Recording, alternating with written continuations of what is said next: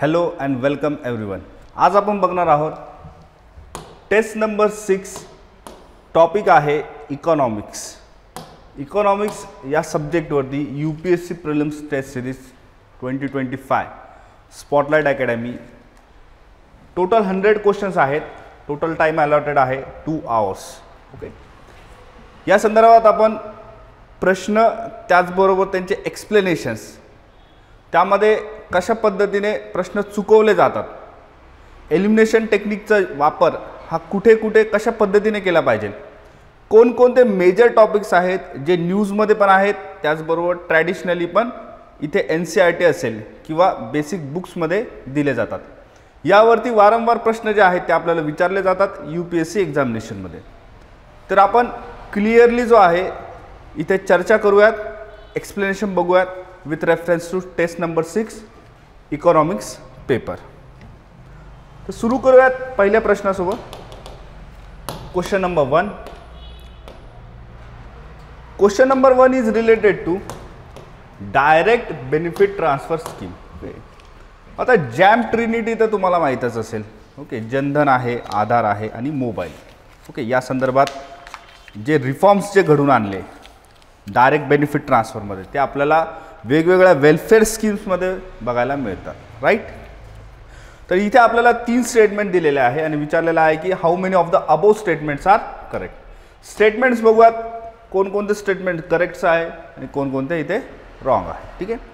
First statement आहे the direct benefit transfer scheme transfer subsidies directly to beneficiaries bank account. म्हणूनच त्याला direct म्हटलं जातं, कारण की डायरेक्टली बँक अकाउंटमध्ये काय आहेत, पैसे आपल्याला मिळणार आहेत. ठीक आहे. तो statement 1 is correct. Okay, reducing leakages.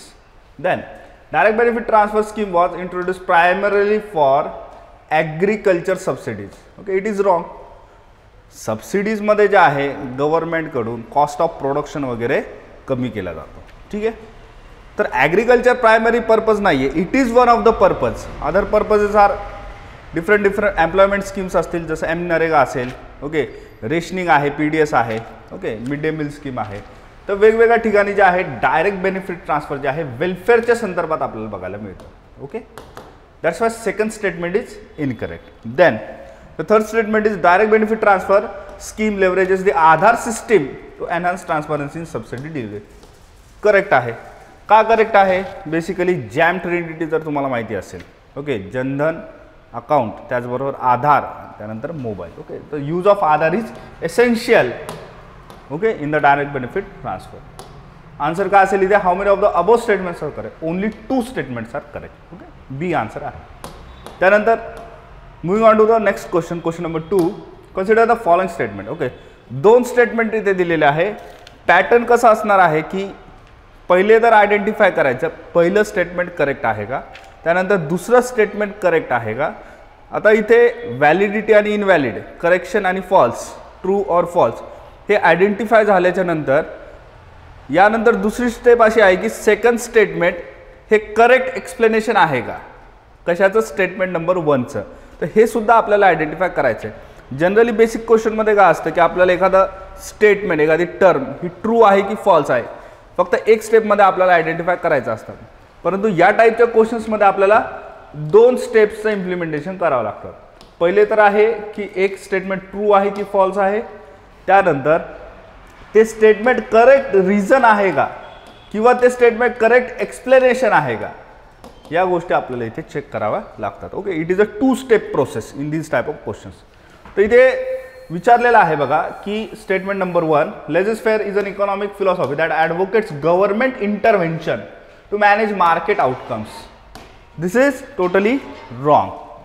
Then statement number 2, in contrast, laissez-faire proponents argue that the free market should operate with minimal state interference.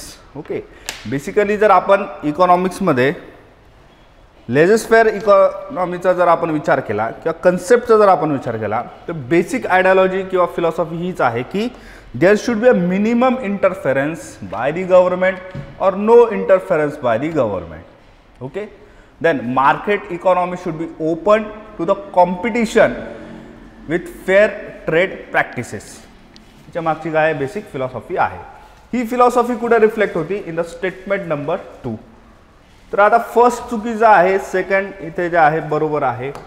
तर आता इथे पहिलं जे ऑप्शन दिलं जातं बघा अशा पॅटर्नमध्ये काय दिलं जातं की both statement 1 and 2 are correct and statement 2 is the correct explanation for statement A. ठीक आहे, आता इथे एक चुकीचं आहे त्यामुळे ए ऑप्शन इथे येणार नाही. Then moving on to the B, both statement and statement 2 are correct but statement 2 is not the correct explanation for statement 1. तर बोथ करेक्ट आहे का? नाही. Then C, statement 1 is correct but statement 2 is incorrect. असं आहे का? तर नाही. Actually statement 1 is false. कुठे दिलेलं आहे? ऑप्शन नंबर डी मध्ये. Statement 1 is incorrect but statement 2 is correct. Okay, या पद्धतीने आहे बघा. आपल्याला नवीन पॅटर्न जो आहे तो आपल्याला यूज टू इथे किंवा ॲडॉप्ट जे आहे त्याला आपल्याला करावं लागेल बघा. ठीक आहे. Then question number 3, consider the following statement. The Food Corporation of India, the statutory body established under the FCI Act 1964. Okay. Agriculture agri economy जे आहे बघा यावरती वारंवार प्रश्न जे आहे ते विचारले जातात. Okay, so the first statement is correct. Then FCI is primary responsible for the procurement, storage and distribution of food grains in India. Okay, ठीक आहे, त्याच्या नावामध्येच त्याचा अर्थ लपलेला. This is also correct. FCI does not manage buffer stocks. असं होऊ शकतं का की प्रोक्युरमेंट करणार, स्टोरेज करणार, डिस्ट्रीब्युशन पण करणार, पण इमर्जन्सीमध्ये लागणारा जो काही बफर स्टॉक आहे तो ते मेंटेन ठेवणार नाही. Is it possible or is it logical?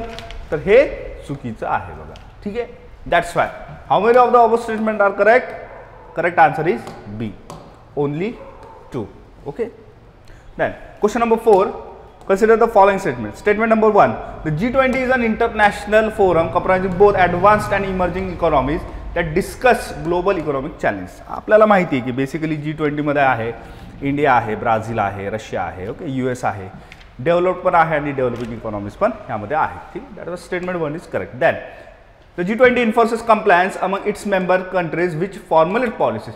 आता कोणतीही गोष्ट जी आहे मोठ्या मोठ्या ज्या काही स्तरावरील ज्या काही ऑर्गनायझेशन्स असतात, वर्ल्ड इकॉनॉमिक फोरम असेल, WTO असेल, त्यानंतर G20 असेल, ओके, वेगवेगळ्या ज्या काही ऑर्गनायझेशन आहे, एशियन असेल, तर इथे कंपल्शन असतं असं नाही.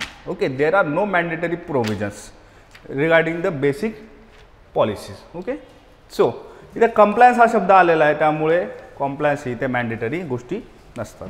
That's why statement 2 is incorrect. का आन्सर असणार आपलं? Yes, 1 is correct and 2 is incorrect. कुठे रिफ्लेक्ट होतं आहे? ऑप्शन नंबर सी मध्ये. ठीक आहे.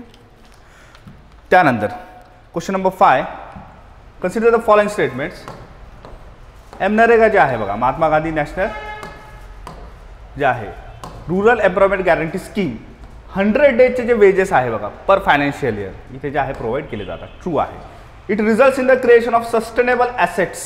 ओके, बेसिक इन्फ्रास्ट्रक्चर जे आहे त्याच्यामधून क्रिएट केलं जातं. रोड असेल, ओके, त्यानंतर काही पार्क्स वगैरे असतील, ओके, त्यानंतर वेगवेगळे इरिगेशन किंवा ॲग्रिकल्चर बेस्ड प्रोजेक्ट्स असतील, तर हे याच्यामधनं जे आहे क्रिएट केले जातात. ओके. त्यानंतर MNREGA funds are allocated for critical infrastructure project. आता क्रिटिकल इन्फ्रास्ट्रक्चर काय असतं?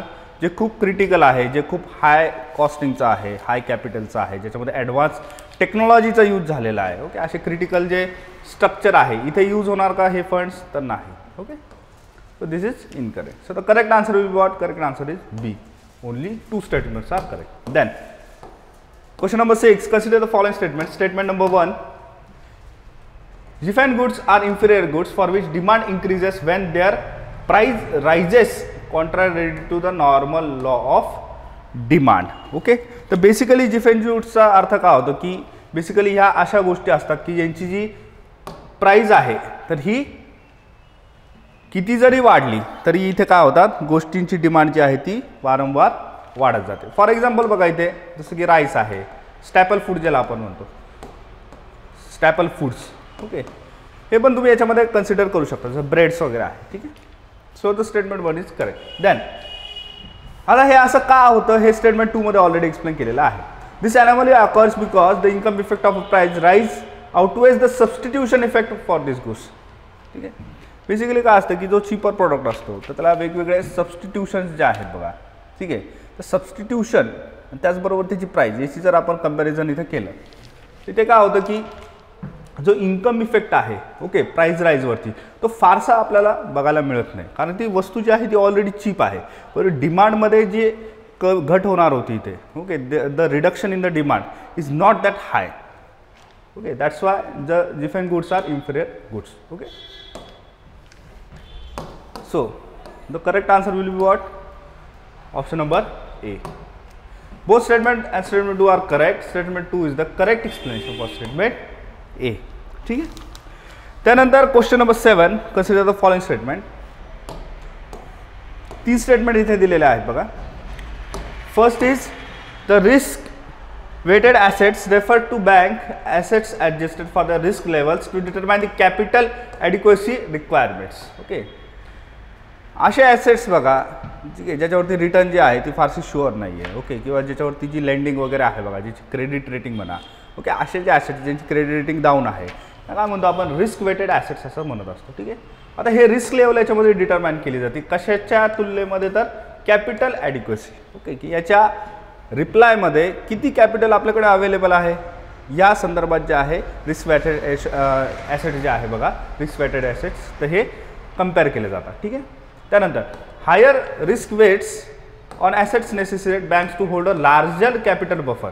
ओके आता माहिती आहे की ऑलरेडी हे जे ॲसेट्स आहेत तर हे एक दिवस जे आहे ते डायरेक्टली जाऊ शकतात कारण त्याच्यामध्ये रिस्क आहे. ओके ते कोलॅप्स होऊ शकतात. तर ॲसेट्स जे नॉन गॅरंटीचे असतात ज्यांची फारशी काही श्युअरिटी गॅरंटी नाही आहे ओके मग आता इथे जी डिफिसिट इथे क्रिएट होणार आहे ही डिफिसिट भरून काढण्यासाठी कशाची गरज असते? एक मोठ्या कॅपिटल बफरची गरज असते. Large amount of capital there should be maintain in case of the risk of this weighted assets. Okay statement 2 is correct. Then risk weighted assets calculation in banks are based on market risk excluding credit risk. आता हे possible नाही बघा. एक तर market risk आहे credit risk आहे credit ratings आहेत okay त्याचं ग्रेड आहे बघा सर्व फॅक्टर्सला जे आहे इन्क्लूड करून यांची जी व्हॅल्यू आहे हे कॅल्क्युलेट केली जाते. Okay that's why this is wrong. Answer will be what? Answer is option number B only 2. Question number 8 consider following statements. Statement 1 OPEC is an organization of oil exporting nations. Okay basic आहे बघा. Okay नेहमी जे आहे न्यूजमध्ये OPEC जे आहे हे असतं. ठीक आहे. त्यानंतर production policies to influence global oil prices. ठीक आहे. आता पेट्रोलचे जे रेट्स आहेत बघा किंवा क्रूड ऑइलचे जे रेट्स आहेत ओके जनरली ओपेक कंट्रीज काय करतात मॅनेज करतात आणि मॅनिप्युलेट करत असतात. Okay depending on the situation. ठीक आहे.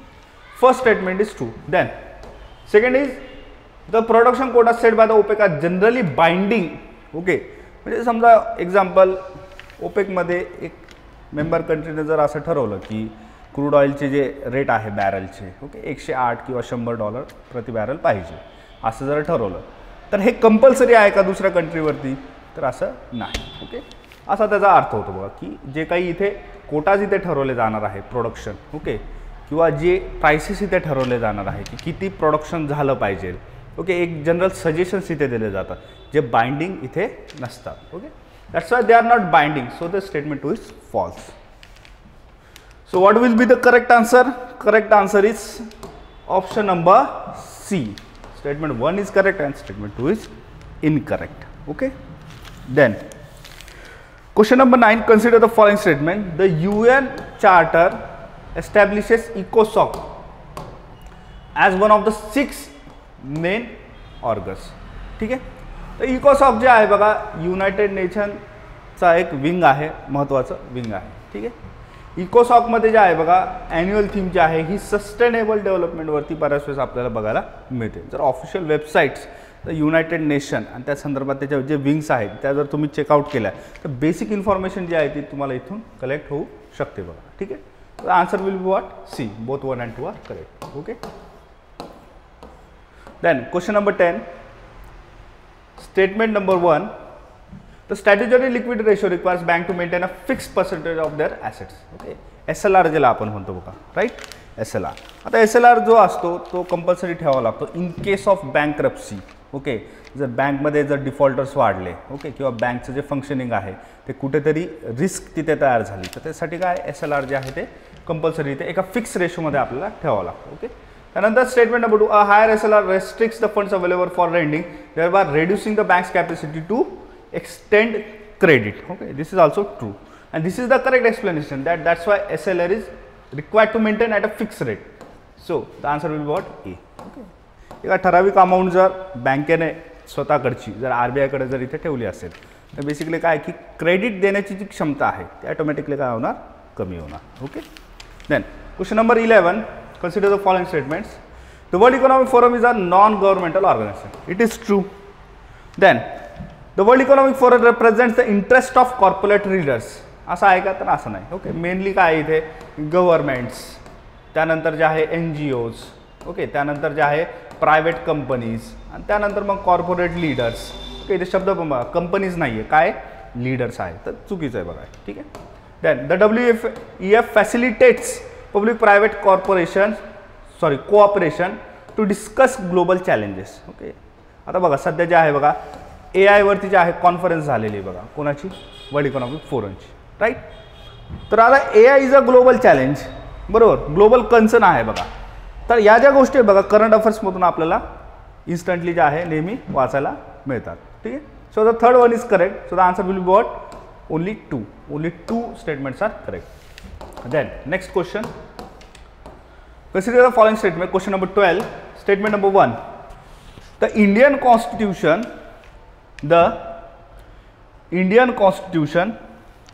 requires that annual financial statement be laid before Parliament under Article 112. Okay. 112 जे आहे बघा आर्टिकल कशासाठी? बेसिकली budget presentation साठी. It is correct. Then additionally the constitution requires that this budget be accompanied by receipts and expenditure to ensure transparency and accountability. ठीक आहे. Receipts आणि जे याच्यासोबत एक्सपेंडिचर असतात, ओके, की किती खर्च झालेला आणि किती जमा झालेल्या आहेत गोष्टी, तर हे अकंपनीड याच्यामध्ये असतं बघा. ठीक आहे. तर basically both are the correct statements. But आता इथे बघा इथे एक ट्रिक आहे की क्वेश्चनमध्ये जे आहे बघा उत्तर चुकवण्याचा इथं प्रयत्न केलेला आहे की एकतर A असणार नाही तर B असणार, because both statement are correct. Okay. आता इथे बेसिकली काय की हे याचं करेक्ट एक्सप्लेनेशन आहे का? तर बघा कॉन्स्टिट्यूशनमध्ये जर एखादा आर्टिकल दिलेला आहे तर दुसरा असं कोणतं प्रोव्हिजन नसतं की त्याने एक्सप्लेन केलेलं आहे की हे प्रोव्हिजन का दिलं. ओके. तर there is no reasoning in the constitution itself. That's why statement 2 is incorrect. Reason नाही आहे बघा.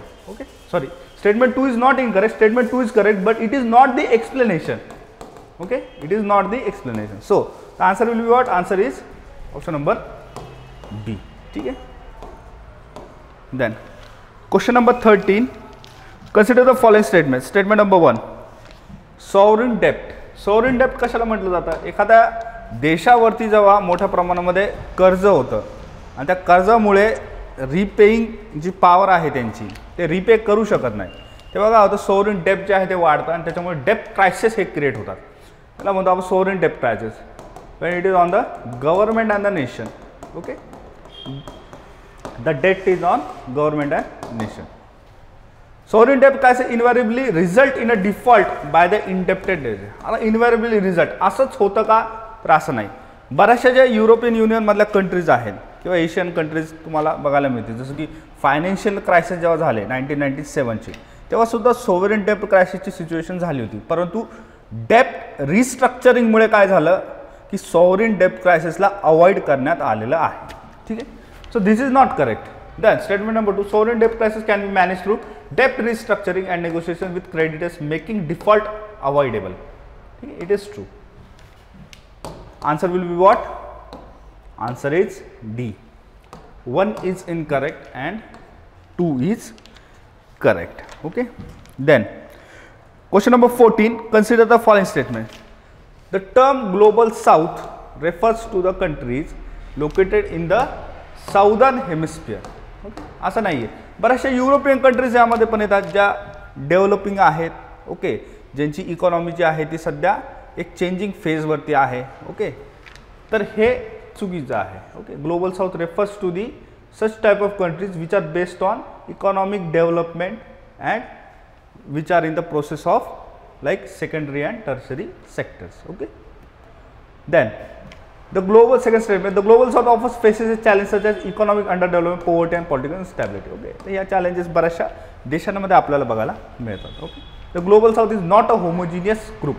बरोबर आहे, हेट्रोजिनियस आहे. ठीक आहे, तो 2 and 3 are correct. Correct answer will be what? Option number B. Only 2 statements are correct. Then question number 15, consider the following statement. Rare earth minerals. आता बघा त्याच्या नावामध्येच तर अर्थ आहे. ठीक आहे, रेअर अर्थ मिनरल्स नेहमी न्यूजमध्ये असतात, जसं की इंडियन ओशन आहे, त्याच्यामध्ये आपण बघतो की पॉलिमेटॅलिक नोडल्स वगैरे असतील, तर यांचं जे आहे बघा मायनिंग ही केली जाते. ओके, रेअर अर्थ मिनरल्स आहेत. So the first statement is rare earth minerals are abundant. असं होऊ शकतं का? अबंडंट आहे, त्याच्या नावामध्ये बघा रेअर आहे. ठीक आहे, असं नाही. ओके, त्यानंतर China is the largest global supplier of rare earth minerals. Okay, चायनाचं डॉमिनन्स याच्यामध्ये बघायला मिळतं. Then rare earth minerals are critical for modern technology. आता बघा सेमी कंडक्टर चिप्स ज्या आहे, ओके, या AI चिप्स असतील किंवा सेमी कंडक्टर चिप्स ज्या असतील, यावरती सध्या चिप्स वॉर चालू आहे बघा इकॉनॉमिक्सच्या टर्म्समध्ये. ओके, चिप्स ज्या आहे या मोबाईलमध्ये यूज होतात बघा, नाही का, तुमच्या अँड्रॉइड फोनमध्ये असतील. बरोबर, स्नॅपड्रॅगन आहे, जसं ॲपलची चिप आहे बघा A18 वगैरे, राईट. तर हे जे चिप्स बेस्ड वॉर जे आहे बघा, हे आपल्याला टेक्नॉलॉजीमध्ये ह्या रेअर अर्थ मिनरल्सचं काय यूज होताना आपल्याला दिसतं. ठीक आहे, तर answer will be what? Answer is only 2 statement are correct. Then question number 16, consider the following statement. Statement number 1, hedge funds are a type of mutual funds that primarily invest in government securities.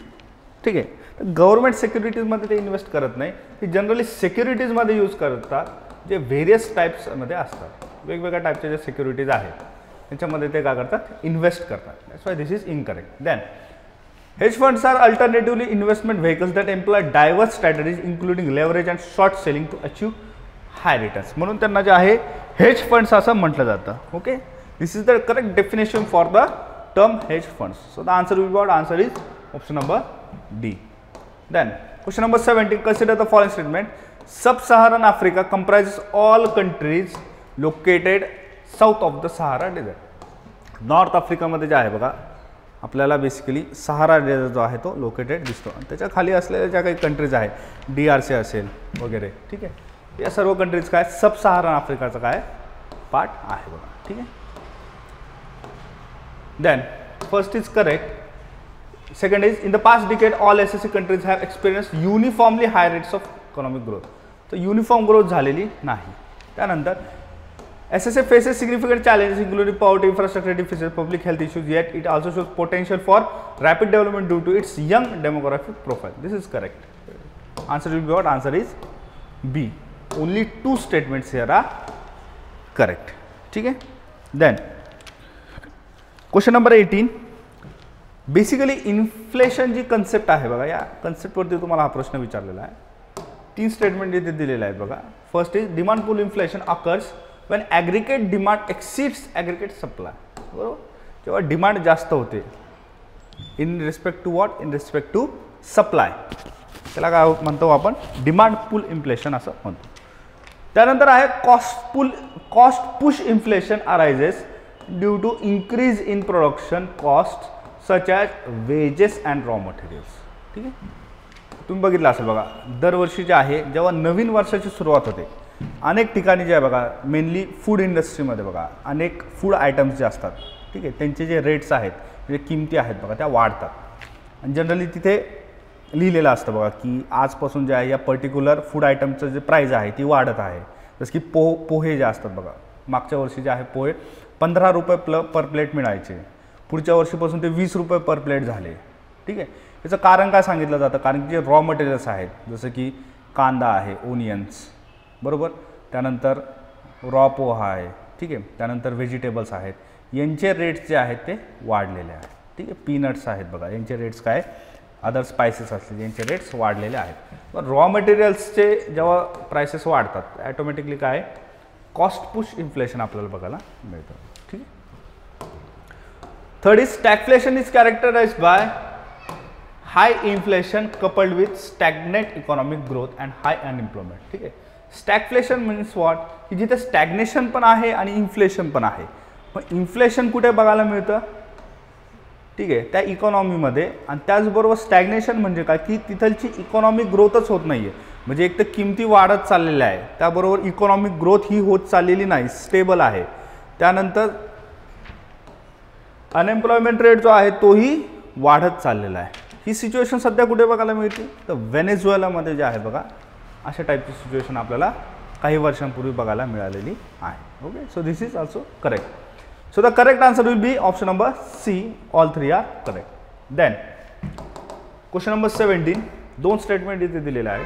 Junk bonds refer to high yield bonds that carry a lower credit rating and a high risk of default. ठीक आहे, credit rating कशी असते, low असते, म्हणूनच त्याला junk bonds म्हटलं. बरोबर, आपण जनरली जंक जे आहे कशाला म्हणतो, जे वेस्ट मटेरियल्स आहेत बघा, काहीतरी प्लास्टिक असेल जे आता कामाचं नाही, त्याला जंक म्हणून आपण फेकून दिलं. बरोबर, काही इलेक्ट्रॉनिक वस्तू असतील त्याला आपण जंक म्हणून जे आहे ते फेकून देतो. त्याच पद्धतीने हे जे बॉन्ड्स आहेत यांना जंक बॉन्ड्स याच्यामुळे म्हटलं जातं, कारण यांची क्रेडिट रेटिंग कशी असते, लो असते. आणि याला जर खरेदी केलं तर याच्यामध्ये जे डिफॉल्ट होण्याचे चान्सेस असतात ते जास्त असतात, म्हणूनच यांची जी प्राइस आहे ती लो इथे केलेली असते. ठीक आहे, so this is correct. Then the high yield offered by junk bonds is intended to compensate investor for the increased risk default related to the investment grade bonds. Okay, so basically काय की दोन्ही statement जे आहे तिथे correct होताना आपल्याला दिसून येतात. ठीक आहे, आता याच्यामध्ये बघा दोन याच्यामध्ये इथे कन्फ्युजन होऊ शकतं की हे करेक्ट एक्सप्लेनेशन आहे का नाही. Okay, so the option number B will be the correct answer. याचं रिझन असं आहे की बेसिकली बघा, जंक बॉन्ड्स जे आहेत हे जंक बॉन्ड्स, जंक म्हणजे किंवा त्यांना लो क्रेडिट रेटिंग का दिली जाते हे एक्सप्लेन करता येत नाही. ठीक आहे, कुठे, सेकंड स्टेटमेंटमध्ये. हां, ते लो क्रेडिट रेटिंग याच्यामुळे असू शकते कारण की तिथे NPS क्रिएट झालेले आहेत, तिथे पेमेंट्स डिफॉल्ट झालेले आहेत. ओके, किंवा कालांतराने इन्फ्लेशनमुळे त्यांची व्हॅल्यू डिक्रीज झालेली आहे. अनेक रिझन्स त्याच्या मागे असू शकतात की तो बॉन्ड जो आहे तो जंक झालेला आहे. परंतु स्टेटमेंट 2 मध्ये कुठेही इन्व्हेस्टमेंट रिलेटेड जे आहे किंवा क्रेडिट रेटिंग कशी लो होते कुठेही मेन्शन नाही. त्यामुळे the correct answer will be option number B. It is not the correct explanation though both the statements are correct. Okay, then next question, question number 20. Okay, nominal GDP measures the total value of all goods and services produced in a economy. ठीक है, correct. Then the real GDP adjusts for changing prices level reflecting the economy's true growth over time. ठीक आहे, मग GDP आणि real GDP मध्ये काय difference असतो. Real GDP म्हणजे काय, जे काही नंबर्स आपण इथे मोजलेले आहेत हे नंबर्स जेव्हा इन्फ्लेशनला ॲडजस्ट होऊन येतात त्याला काय म्हटलं जातं, रिअल GDP असं म्हटलं जातं. Okay, so it is also correct. Then statement number 3, GDP per capita is a definitive measure of income equality. तर असं आहे का की GDP पर कॅपिटा जेवढा असेल तर तेच सांगणार की इन्कम इक्वॅलिटी एखाद्या देशामध्ये आहे. This is not true. Okay, so this is wrong. So correct answer will be what, correct answer is B. Only 2 statements are correct. Then question number 21. आता बघा ही जी टर्म आहे ही प्रिव्हियस इयरमध्ये जे आहे विचारलेली आहे, त्यामुळे मी सजेस्ट करेन की इकॉनॉमिक्सच्या संदर्भात किंवा अदर सब्जेक्टच्या संदर्भात सुद्धा प्रिव्हियस इयर क्वेश्चन्स, ठीक आहे, रिसेंटचे असतील, मागच्या 10 वर्षाचे असतील, ते चांगल्या पद्धतीने जे आहे आपण वाचून गेलं पाहिजे. ठीक आहे, so the concept is that the greenwashing refers to the deceptive practice of promoting a company's products or policies as environmentally friendly when they are not. ठीक आहे, असं दाखवलं जातं कंपनीकडून की हा प्रॉडक्ट इको फ्रेंडली आहे, परंतु तो तसा नसतो. This is the misleading marketing by the company and this is called as green washing. Okay, then second statement is certification by third party organization is a reliable indicator that a company is not engaging in greenwashing. This is not true. आता third party जी आहे, कोणतीही third party येणार आणि असं certification देणार की हे product जे आहे हे खरंच इको फ्रेंडली आहे. ठीक आहे. थर्ड पार्टीमधून हे क्लेम ट्रू होऊ शकत नाही. This cannot be proved by a third party. Okay. Then the third statement is green washing undermines general environmental efforts by misleading consumers and stake holder. तर हेच objective याच्यामध्ये असतं. ग्रीन वॉशिंगचं ऑब्जेक्टिव्ह असतं की कस्टमरला मिसलीड करणे. Okay. The answer will be what? Answer is option number B, only 2. Okay. Then question number 22. Statement number 1, complementary goods are products that are consumed together. For example, a fall in the price of a tea typically increases the demand for sugar. Okay. Then second statement is, this relationship is quantitatively reflected by a negative cross price elasticity of demand, meaning that as the price of one good decreases, the quantity demand of its complementary rises. Okay. आता बघा, basically complementary goods काय असतात तिथे तुम्हाला आलंच असेल लक्षात. समजा चहाचं जर आपण उदाहरण घेतलं, ठीक आहे, शुगर आणि टी म्हणजे चहापत्ती आपण ज्याला म्हणतो, चहापत्ती आणि साखर असे दोन ऑब्जेक्ट्स जे आहे इन्ग्रेडियंट आपण चहामध्ये यूज करतो. ठीक आहे. आता इथे बेसिकली काय सांगितलेलं आहे की कॉम्प्लिमेंटरी गुड्स आहेत. कोण?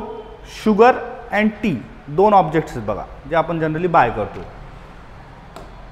तर इथे बेसिकली काय होतं की जेव्हा टीच्या प्राईसमध्ये इथे फॉल होतं, म्हणजे चहाची किंमत जेव्हा कमी होते तर त्याची डिमांड ॲटोमॅटिकली वाढते. बरोबर. कोणत्याही गोष्टीची किंमत जेव्हा कमी होते त्याची डिमांड काय ॲटोमॅटिकली वाढते. जर किंमत वाढली तर डिमांड काय होत असते? कमी होत असते. बेसिक इकॉनॉमिक प्रिन्सिपल आहे. मग आता टीची प्राईस कमी झाल्याच्या नंतर टीची डिमांड वाढणार आणि त्यासोबत त्याला काही जे कॉम्प्लिमेंटरी गुड्स आहेत दॅट इज शुगर, त्याची पण डिमांड इथे काय होणार? वाढणार. तेच इथे दिलेलं आहे की price of tea typically increases the demand for sugar. Okay. This are called as complementary goods. Okay. It is correct. ठीक आहे. आणि त्याचं जे एक्सप्लेनेशन आहे बघा स्टेटमेंट 2 मध्ये रिफ्लेक्ट होताना आपल्याला दिसतं. Answer will be what? Answer is option number A. Okay. It is the correct explanation for statement number 1. Then question number 23, consider the following statement. Human resource management is limited to the recruitment and termination. असं आहे का? तर असं नाही. याच्यामध्ये engagement सुद्धा होते. एम्प्लॉयमेंटची engagement सुद्धा इथे केली जाते. ग्रीव्हन्सेस जे आहेत ते पण केले जातात. ओके. अनेक गोष्टी ज्या आहेत याच्यामध्ये असतात. कशामध्ये? ह्युमन रिसोर्स मॅनेजमेंट होते. So this is wrong. Then strategic HRM integrates human resource practices with an organization's overall strategic objectives. Okay. This is the correct goal for HRM. Then employment training and development are key components of effective HRM practices. Okay. तर हे basically केलं जातं कोणत्याही corporate सेक्टरमध्ये. आता असे जे प्रश्न आहेत बघा हे तुम्हाला काय एक्सपेक्टेड आहे एक्झाममध्ये, कारण की बघा सध्या जे आहे मोठ्या मोठ्या टेक जायंट कंपनीज ज्या आहेत जसं मेटा असेल, ॲपल असेल, गुगल असेल, इथे काय होत आहेत? इन्फोसिस आहे बघा. इन्फोसिस आता जस्ट रिसेंटली 1-2 दिवसापूर्वी न्यूजमध्ये बघा. तर इथे मोठ्या प्रमाणात काय होतं? ले ऑफ्स होत आहेत बघा. लोकांना जे आहे जे एम्प्लॉईज आहेत त्यांना जे आहे काढून टाकलं जात आहे. ठीक आहे. मोठ्या प्रमाणात जे आहे तिथे ले ऑफ्स इथे बघायला मिळतात. त्यामुळे जे वर्क कल्चर आहे किंवा ह्युमन रिसोर्स मॅनेजमेंट आहे हे इकॉनॉमिक्सच्या दृष्टिकोन जे आहे तर तुम्हाला प्रश्न विचारले जाऊ शकतात. ठीक आहे. तर ही इथे आपल्याला गोष्टी लक्षात ठेवायच्या. तर only 2 statements here are correct. ठीक आहे. Then Question number 24, the World Trade Organization is responsible for regulating international trade and resolving trade disputes among its member countries. True आहे. ठीक आहे. It is one of its objectives. ठीक आहे. त्यानंतर second स्टेटमेंटचा विचार करूया. WTO agreements mandate that member countries eliminate all tariffs and trade barriers. आता बघा इंडिया पण WTOचं काय मेंबर आहे. तर इंडियामध्ये टॅरिफ्स आणि बॅरियर्स हे टोटली एलिमिनेट झालेले आहेत का? तर नो. ते काय झालेले आहेत? फक्त कमी झालेले आहेत. They are only reduced and not eliminated. ठीक आहे. बेसिक लॉजिकली जे आहे तुम्ही क्वेश्चन हे टॅकल करू शकता. ठीक आहे. Then Third statement is the most favored nation principle ensures that trade advantages granted by one WTO member to another are extended to all members. Okay, कोणत्याही दोन कंट्रीमध्ये जेव्हा डील होती आणि जे काही ॲग्रीमेंट्स होता की कोणकोणत्या गुड्स आणि सर्व्हिसेस या एक्सपोर्ट आणि इम्पोर्टमध्ये अलाउ केल्या जातील आणि किती प्रमाणात केल्या जातील आणि किती त्याच्यामध्ये टॅरिफ ॲडव्हान्टेजेस दिले जातील, टॅक्स बेनिफिट्स दिले जातील with respect to the trade. तर हा जे प्रिन्सिपल आहे, हा जो प्रिन्सिपल आहे हा सर्व कंट्रीजला इक्वली काय अप्लाय होणं संभव आहे. याला काय म्हटलं जातं, most favoured nation concept of the WTO. ठीक आहे. So this is also correct. Okay, आता जर इथे एक्स्ट्रीम शब्द असेल ऑल मेंबर्स तर बेसिकली सर्व मेंबर्सला जे आहे इथे कन्सिडरेशन केलं जातं बघा. ठीक आहे. So two statements. Okay, so all the so two statements here are correct, second is incorrect, third and first is correct. Okay, तर इथे इझी क्वेश्चन आपल्याला बघायला मिळतो. Then question number 25, consider the following statement. Statement number 1, the balance of payments of a country includes only exports. असं आहे का? तर नाही. याच्यामध्ये आपल्याला कॅपिटल अकाउंट, करंट अकाउंट हे सुद्धा बघायला मिळतात. ओके, जे की बॅलन्स ऑफ ट्रेडमध्ये आहे. So balance of trade is a part of balance of payment. Okay, तर हे बेसिक कन्सेप्ट आहे बघा. Okay, so this is incorrect. Then in reality the balance of payment comprises not only the current account but also the capital account and the financial account. Okay, जर तुम्हाला माहिती असेल की balance of trade हा basically balance of पेमेंटचा part आहे, second statement is automatically correct. Okay, so correct answer इथे काय असणार, option number D. 1 is incorrect but 2 is correct. Okay, then next question, question number 26. Consider the following statements. The RBI acts as the bankers bank. Okay, खूप routine question आहे, बऱ्याच वेळेस हा इथे विचारला जातो. Okay, correct. The RBI is responsible for framing monetary policy. Indian इकॉनॉमीचा जर आपण विचार केला तर इकॉनॉमिक रेग्युलेशनसाठी मायक्रो आणि मॅक्रो इकॉनॉमिक्स जर मॅनेज करायचं असेल कंट्रीच्या संदर्भात तर दोन पद्धतीच्या पॉलिसीज इम्प्लिमेंट केल्या जातात. एक आहे फिस्कल पॉलिसी, दूसरा आहे monetary policy. Monetary policy is managed by RBI.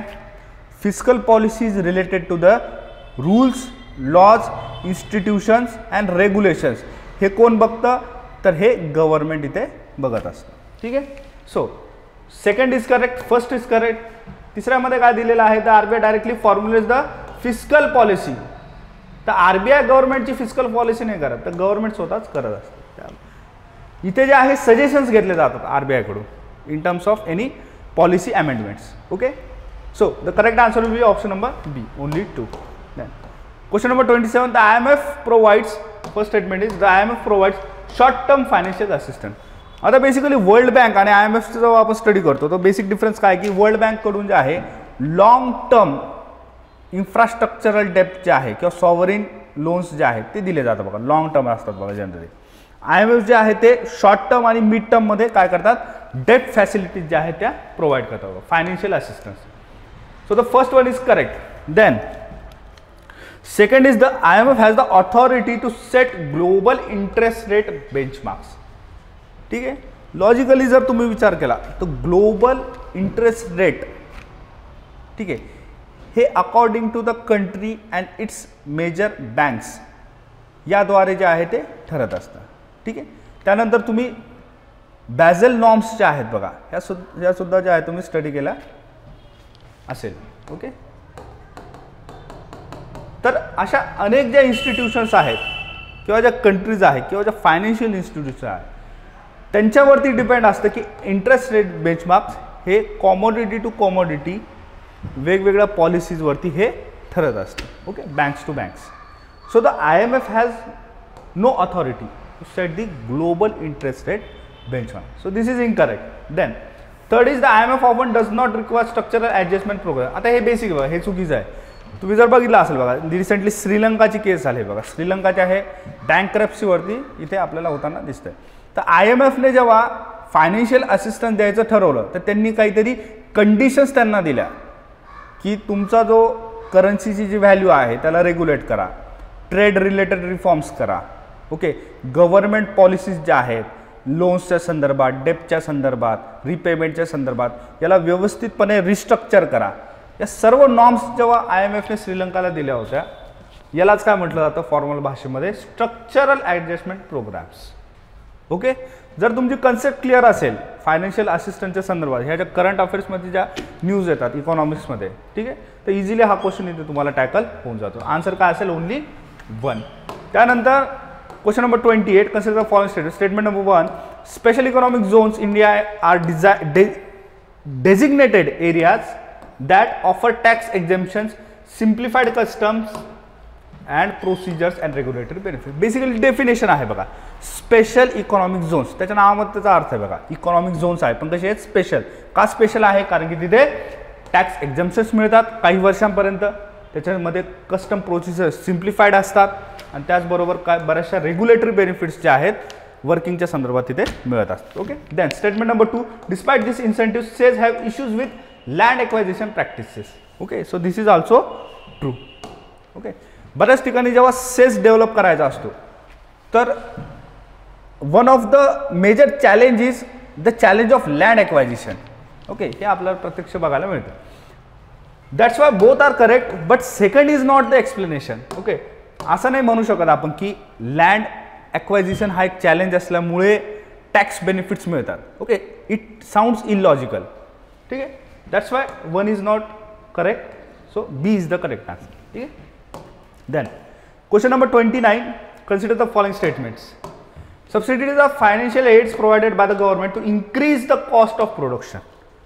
बरोबर, आता बेसिकली सबसिडीज दिल्यामुळे प्रोडक्शन कॉस्ट जो आहे, जी किंमत आहे बघा उत्पादित वस्तूंची, ती वाढेल का कमी होईल बरं?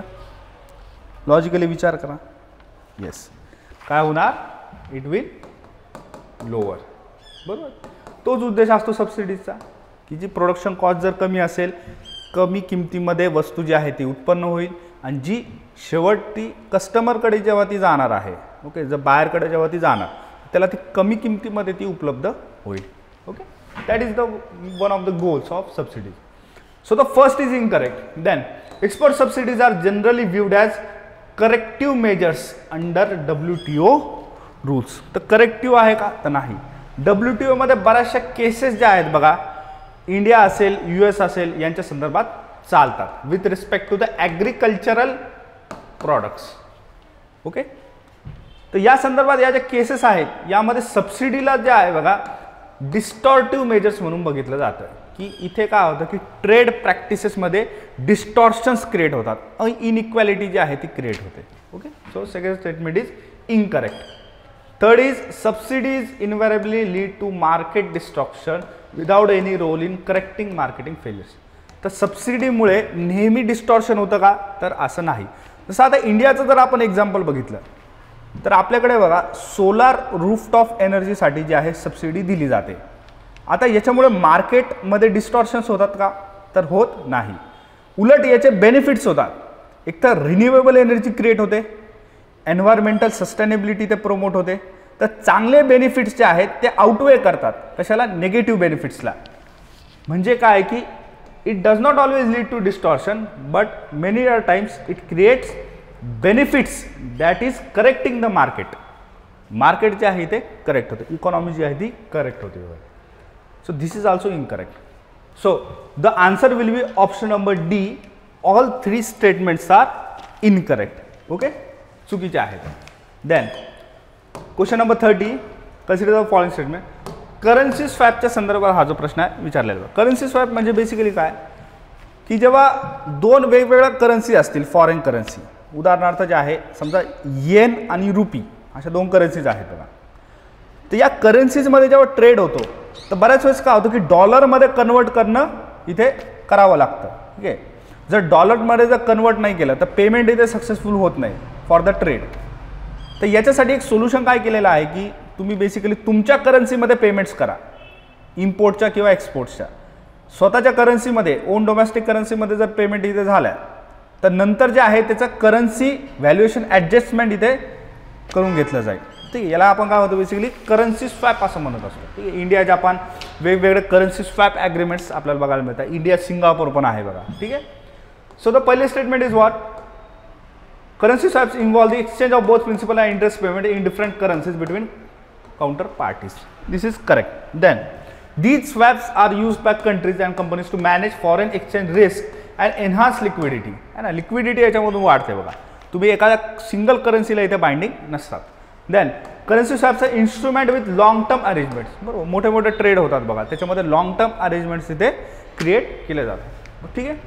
So the answer will be what? Answer is C. All three are correct. Question number 31 statement number 1. Devaluation वरती प्रश्न विचारलेला आहे. एखाद्या कंट्रीचा जो एक्सचेंज रेट आहे, समजा फॉर एक्झाम्पल रुपी आणि डॉलर, तर डॉलरच्या तुलनेमध्ये जेव्हा रुपीची जी व्हॅल्यू आहे ही वाढते त्याला आपण काय म्हणतो? Devaluation. For example $1 is equal to 100 rupees. आता पुढे जाऊन काय होतं? व्हॅल्यू वाढते, म्हणजे काय? $1 इज इक्वल टू 200 रुपीज. समजा 200 रुपये झाली, बरोबर, तर याला म्हटलं आता डिव्हॅल्युएशन. म्हणजे व्हॅल्यू वाढली पण डिव्हॅल्युएशन. ठीक आहे, प्राइस इथे वाढली पण डिव्हॅल्युएशन झालं. तर ही जर प्राइस इथे कमी झाली त्याला आपण ॲप्रिसिएशन असं म्हणत असतो. $1 बरोबर जर 50 रुपये इथे झालं त्याला आपण म्हणतो की रुपयाची किंमत जी आहे ती वाढली, म्हणजे ॲप्रिसिएशन इथे झालं. ठीक आहे. तर रुपयाचा अवमूल्यन होणे, like devaluation of a country's currency, is a deliberate downward adjustment primarily aimed at making its export cheaper. है ना, एक्सपोर्ट जर स्वस्त करायचे असतील आणि इम्पोर्ट जर महाग करायचे असतील तर बेस्ट स्ट्रॅटेजी काय आहे? तर डिव्हॅल्युएशन ऑफ द करन्सी आहे. कोणकोणत्या कंट्रीज करतात असं? येस, बेसिकली ज्या एशियन कंट्रीज आहे बघा, जे एक्सपोर्ट ओरिएंटेड इकॉनॉमी आहे, बरोबर, जसं साऊथ ईस्ट एशियन कंट्रीज आहे बघा, इंडोनेशिया आहे, चायना आहे, राईट, त्यानंतर जपान पण आहे बघा. ओके, सर्व कंट्रीज याच्यामध्ये डिव्हॅल्युएशन करतात. ठीक आहे. Then second statement is devaluation invariably results in an increase in the domestic purchasing power of customers, thereby raising their standard of living. आता इमॅजिन करा, जर एखाद्या कंट्रीची करन्सीची व्हॅल्यू ही जर कमी झालेली असेल डॉलरच्या कंपेअरमध्ये, तर ज्या वस्तू आहेत तर त्या महाग असतील की स्वस्त असतील? तर ऑब्व्हियसली त्या काय असतील? महाग असतील. So there are chances for inflation, continuous inflation. So the purchasing power वाढत नाही, तर पर्चेसिंग पॉवर काय होते? कमी होते. It does not increase, it decreases. So automatically standard of living might be lower. Okay, असं होऊ शकतं. तर सेकंड स्टेटमेंट जे आहे बघा थोडंसं कॉन्ट्राडिक्टरी आहे, that's why this is wrong. So the answer will be what? Answer is option number C. Statement 1 is correct, statement 2 is incorrect. Okay. Then question number 32. A carbon tax imposes a fee on the burning of fossil fuels. Correct आहे. Carbon टॅक्सेसचा concept market based influence. Okay, instruments आहे. त्यानंतर revenue generated from carbon taxes are use for the renewable energy products. It is also correct. All three statements are correct. Basic लॉजिकवरती question आहे बघा, carbon tax असेल वगैरे वगैरे. त्यानंतर consider the following statement regarding the green climate fund. ठीक आहे. First statement is the GCF was establish to support climate change adaptation and mitigation in the developing countries. Okay, basically हा fund जो आहे developed country मार्फत developing आणि under develop कंट्रीजला जो आहे तो दिला जातो. कशासाठी? तर सस्टेनेबल क्लायमेट प्रॅक्टिसेससाठी. ठीक आहे. आता याच्यामध्ये सेकंड स्टेटमेंट जे आहे, the GCF exclusively provide grants to the recipient countries without offering loans. ठीक आहे, असं होणार नाही. ठीक आहे, लोन्स जे आहे ते इथे मदत केली जाते. ठीक आहे. त्यानंतर the GCF was launch by the IPCC, म्हणजे inter governmental panel of climate change. असं नाही बघा. ठीक आहे. तर UNFCC जे आहे, युनायटेड नेशन जे आहे क्लायमेट चेंजच्या संदर्भात जी संस्था आहे UNFCC, तर याच्या मार्फत जे आहे हा फंड जो आहे ते लॉन्च केलेला आहे बघा. ठीक आहे. So the 2 statements are incorrect and 1 statement is correct. Answer काय असणार? Option number A, only 1. Then question number 34. Floating exchange rate. Floating exchange rate काय असते? बेसिकली बघा, समजा डॉलर आणि रुपी यांचा जर आपण फ्लोटिंग एक्सचेंज रेट असं जर का हायपोथेटिकल सिच्युएशन आपण इथे कन्सिडर केली, तर जसं जसं डॉलरची प्राइस मार्केट बेस्ड वाढणार किंवा कमी होणार याच्यावरती डिपेंडंट असणार की रुपीसुद्धा जो आहे जास्त वाढणार की कमी होणार. समजा डॉलर जर वाढत असेल तर ऑटोमॅटिकली रुपी पण वाढणार. डॉलर जर कमी झाला तर रुपी पण इथे कमी होणार. याला काय म्हणतो आपण? फ्लोटिंग एक्सचेंज रेट असं म्हणत असतो. ठीक आहे, फ्लोटिंग. ते विचारलेलं आहे की it is a system in which a currency value set by the forex market based on supply and demand. Correct आहे बघा. का करेक्ट आहे?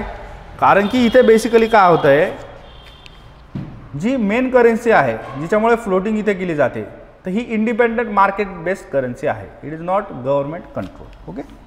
So second statement is forex traders can take advantage of both appreciation and depreciation by taking a long और short position. एक concept आहे बघा, currency shorting म्हणून.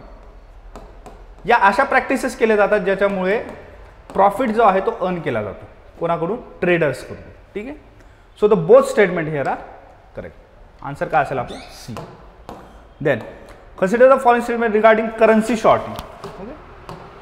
Currency shorting involves a borrowing a currency selling it in the market with expectation of repurchasing it at a higher price. तर higher नाही आहे बघा, काय? Lower price. ठीक आहे. जेव्हा एखादी करन्सी विकत घेतली जाते त्यानंतर ती करन्सी पडणार आहे मार्केटमध्ये, याची जेव्हा गॅरंटी असते कोणाला? ट्रेडरला. तेव्हा ती करन्सी जी आहे जास्त प्रमाणामध्ये सेल केली जाते आणि त्याच्यामधून जो डिफरन्स असतो तो प्रॉफिट म्हणून जो आहे तो एक्वायर केला जातो. Okay. So this is the main concept of currency shorting. So this statement is wrong. Actually lower प्राइसवरती जे आहे ते सेलिंग केलं जातं. Okay. Then the next statement is engaging in currency shorting guarantees. कोणत्याही ट्रेडमध्ये गॅरंटी नसते, नाही का? म्युच्युअल फंड सही आहे, बट खाली लिहिलेलं असतं बघा शॉर्ट नोटीस की these are subject to market risk. इथे रिस्क असणारच, गॅरंटी इथे कुठेच नसते. ठीक आहे. ॲटोमॅटिकली जे आहे स्टेटमेंट एलिमिनेट होत जातं. त्यानंतर थर्ड आहे currency shorting is prohibited in most developed forex markets. आता डेव्हलप्ड पण आहे, फॉरेक्स मार्केट पण आहे, मग प्रोहिबिटेड असेल का? तर नाही. ठीक आहे. फेअर प्रॅक्टिसेस आहे, याचे पण रूल्स आहेत जे इथे केले जातात. ठीक आहे. So this is also incorrect. So the answer will be, our answer is D. None of the statement is correct. Then question number 36. Consider the following statement regarding FII, foreign institutional investors. ठीक आहे. या संदर्भात इथे आहे. आता FIIs जे असतात they refers to the investment funds or entities that invest in a country's financial markets from abroad. म्हणून त्याला फॉरेन म्हटलं जातं. फॉरेन वरून येणारी शॉर्ट टर्म जी इन्व्हेस्टमेंट आहे जी खूप व्होलॅटाईल असते त्याला आपण काय होतं? FII असं म्हणत असतो. ठीक आहे. So this is true. Then FIIs के significantly influence market volatility. Okay. तर हेचं बेसिक नेचर आहे बघा. FDI आणि FII हे जर टॉपिक्स तुम्ही इथे चांगले वाचलेले असतील तर तुम्हाला हे कळालं असेल की FDI हे मोस्ट स्टेबल आहे कारण ते लॉंग टर्म चालतात. FII जे आहे ते शॉर्ट टर्म असल्यामुळे खूप व्होलॅटाईल असतात. ती कॅपिटल फ्लाईट जी आहे ती मोठ्या प्रमाणात कुठे होते? तर FIIs मध्ये होते बघा. So this is also correct की व्हॉलॅटिलिटी जी आहे व्हॉलॅटिलिटी याच्यामधून वाढते. त्यानंतर many emerging markets have regulatory frameworks in place that impose limits on FII investment to prevent excessive risk exposure. This is also true. तिन्ही स्टेटमेंट इथे correct आहे. ठीक आहे. 1997चे जे फायनान्शियल क्रायसिस आहे एशियामधले, ठीक आहे, हे बेसिकली FII मुळे जे आहे ते झाले होते. त्याच्यानंतर जे आहे ग्लोबल अवेअरनेस याच्याबद्दल झाला आणि त्याच्यामधून वेगवेगळे रूल्स बनवण्यात आले की प्रत्येक कंट्रीमध्ये जे आहे आता FIIवरती जे आहे वॉच ठेवली जाते आणि नवीन रूल्समधून जे आहे त्यांना रेग्युलेट केलं जातं. ठीक आहे. Then question number 37. दोन स्टेटमेंट इथे दिलेले आहे. Statement number 1, crypto currencies are issued and regulated by centralized authority similar to central bank. Centralized आहे का? तर नाही. Okay. It is not a centralize, it is a decentralize currency. कशी तयार होते क्रिप्टो करन्सी? Through mining. ठीक आहे. कोणती मायनिंग आहे? डिजिटल मायनिंग आहे बघा. ओके. फिजिकल नाही. ओके. असं नाही होत की कोल माइनमध्ये तुम्ही गेलात एखादी मशीन वगैरे घेऊन, ठीक आहे, JCB वगैरे, तिथे जर तुम्ही नेलं आणि त्याच्यामधनं जर मायनिंग सुरुवात केली तर क्रिप्टो करन्सी किंवा बिटकॉइन्स वगैरे येतील, असं होणार नाही. ठीक आहे. हे डिजिटल ॲल्गोरिदम्स असतात. कम्प्युटरवरती जे आहे एक प्रकारची डिजिटल मायनिंग केली जाते ज्याच्यामधून कॉम्प्लिकेटेड मॅथमॅटिकल प्रॉब्लेम्स हे सॉल्व्ह केले जातात. जसे जसे याचे सोल्युशन्स मिळतात तसे तसे बिटकॉइन्स जे आहेत ते अर्न केले जातात आणि ते क्रिएट केले जातात. ओके. ही सिस्टीम आहे कशाची? क्रिप्टो करन्सीची. ठीक आहे. So statement 1 is incorrect. Then statement number 2, the underlying blockchain technology of crypto currency ensures decentralisation and transparency with no single entity controlling the ledger. So this is the correct explanation for the crypto currencies. Okay. Answer काय असेल मग? कोणतं option असतं? असं इथे 1 incorrect आहे आणि second correct आहे. कोणतं ऑप्शन आहे? Yes, option number D. ठीक आहे. Then question number 38, consider the following statement regarding the TRIPS agreement. Okay. WTOच्या संदर्भात जे आहे trade related intellectual property rights जे आहेत याच्या संदर्भात एक विशेष ॲग्रीमेंट जो आहे तो इथे क्रिएट केलेला आहे. It is an international agreement by WTO for the WTO member nations. This is correct. Then the TRIPS agreement includes enforcement provisions and dispute resolution mechanism. हे पण करेक्ट आहे. ठीक आहे. इंटेलेक्च्युअल प्रॉपर्टीच्या संदर्भात जसं की GI टॅग असेल, कॉपीराईट असेल, तुम्ही बघितलं असेल ना, सॅमसंग आणि ॲपल या ज्या कंपनीज आहेत बघा, यांच्यामध्ये नेहमी इंटेलेक्च्युअल प्रॉपर्टी जे डिझाईन्स वगैरे आहे बघा, यांच्यावरून कॉन्फ्लिक्ट चालू असतं. ठीक आहे. तर हे सगळे जे डिस्प्यूट्स वगैरे आहेत कुठे जातात तर ट्रिप्समध्ये पण ते येतात बघा. ठीक आहे. Then third is the TRIPS agreement has significantly influence national laws by requiring uniform minimum standards across all member countries. This is also true. ठीक आहे. इंटेलेक्च्युअल प्रॉपर्टी ज्या पद्धतीने रेग्युलेट केली जाते इंटरनॅशनली, त्याला इन्स्पिरेशन म्हणून जे आहे डोमेस्टिक लॉ क्रिएट केले जातात. जसं इंडियामध्ये जे आहे बघा, आपण बघतो इंडस्ट्रियल डिझाईन्स ॲक्ट आहे. ठीक आहे. ट्रेडमार्क ॲक्ट आहे. वेगवेगळे आपल्याकडे सुद्धा इथे ॲक्ट्स आहे. Answer will be answer is C. All three are correct. Then question number 39, consider the following statement regarding regional comprehensive economic partnership. ठीक आहे. न्यूजमध्ये असतं बघा नेहमी. ठीक आहे. आता त्याच्यामध्ये एक बेसिक फॅक्ट जर तुम्हाला माहिती असेल की India is not a member of this particular organization. ठीक आहे. बेसिकली चायनाची ही ऑर्गनायझेशन आहे. तर इथे चायना आहे, जपान आहे, पण इंडिया नाही आहे बघा. India is not a member. So first is incorrect. Then the remaining two statement are the explanation or the goals of this particular organisation. So the answer will be what, only 2 are correct. Then question number 40, 2 statement इथे दिलेले आहेत. Consider the following statements. Statement number 1, Russia's economy is highly diversified and primary driven by advance manufacturing. तर असं नाही आहे बघा. Basically raw materials, minerals, resources, natural resources, ठीक आहे, जसं क्रूड ऑइल वगैरे असेल, आयरन आहे, तर यांच्यावरती बेस्ड आहे बघा. बेसिकली काय, रशियन इकॉनॉमी हे मेन ड्रायव्हिंग फॅक्टर्स आहे. कशाचे, रशियन इकॉनॉमीचे. So this is incorrect. Then second is the Russian economy remains heavily dependent on natural resources exports, particularly on oil and gas. This is true. Okay. So the correct answer will be what? Correct answer is D. 1 is incorrect and second is correct. Okay. Then the next question, consider the following statement regarding the venture capital. है ना. आता shark tank जे आहे बघा, असा एक show येतो बघा, माहिती असेल बघा तुम्हाला, नाही का, शार्क टँक. बरोबर.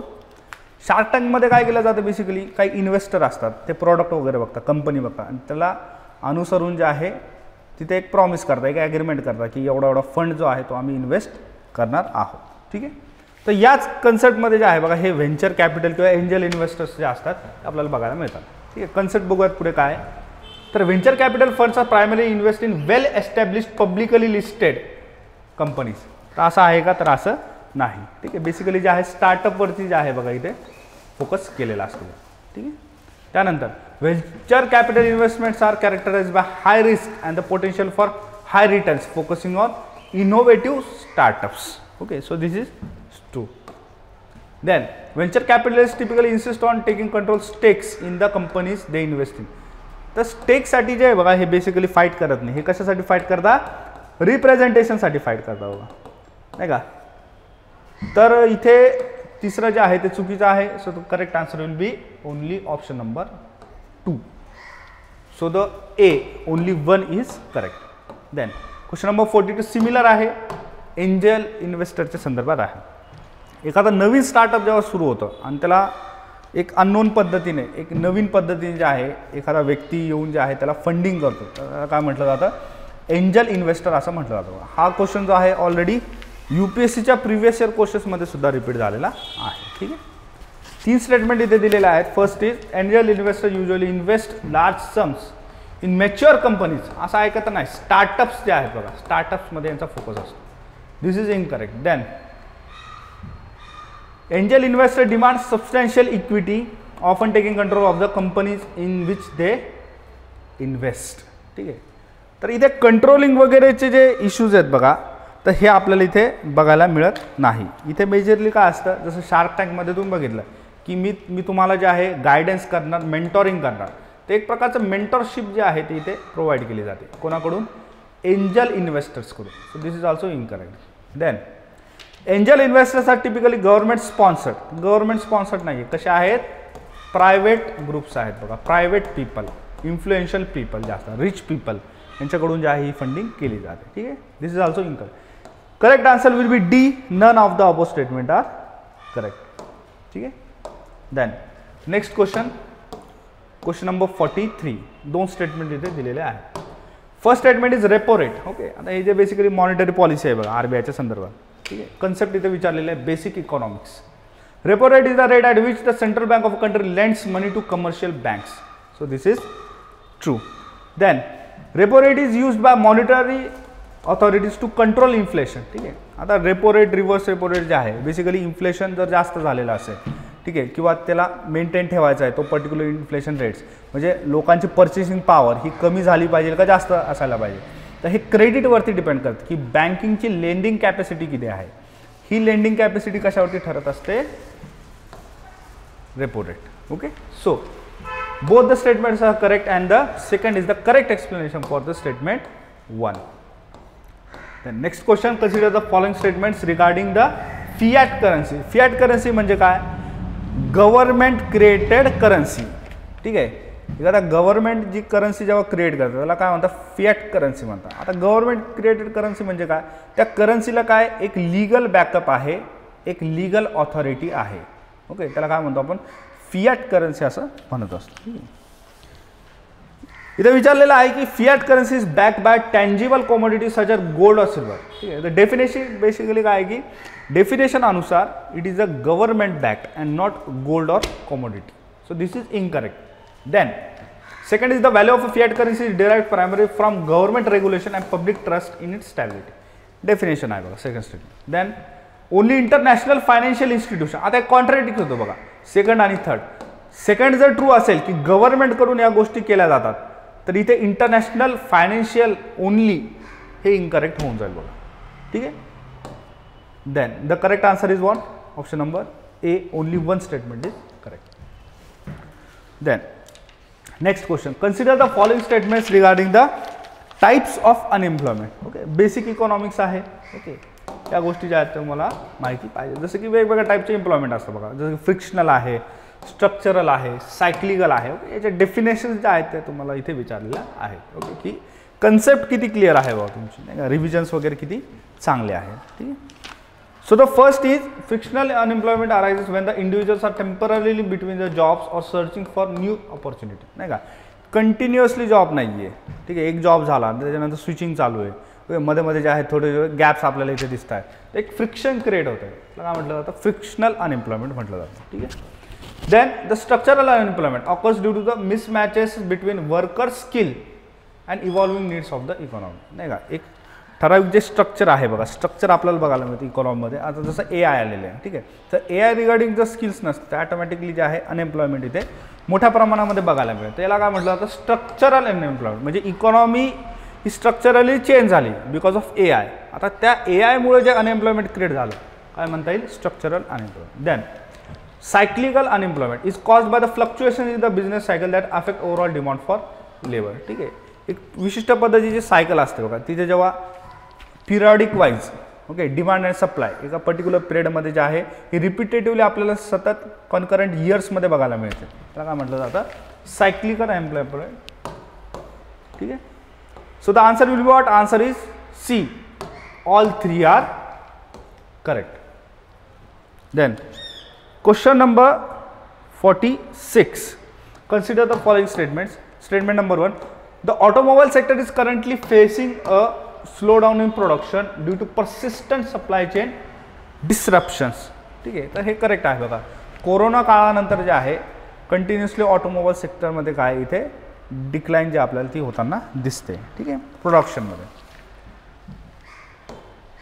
Then second statement, despite this challenges the automobile sector has reported record breaking growth in both sales and production.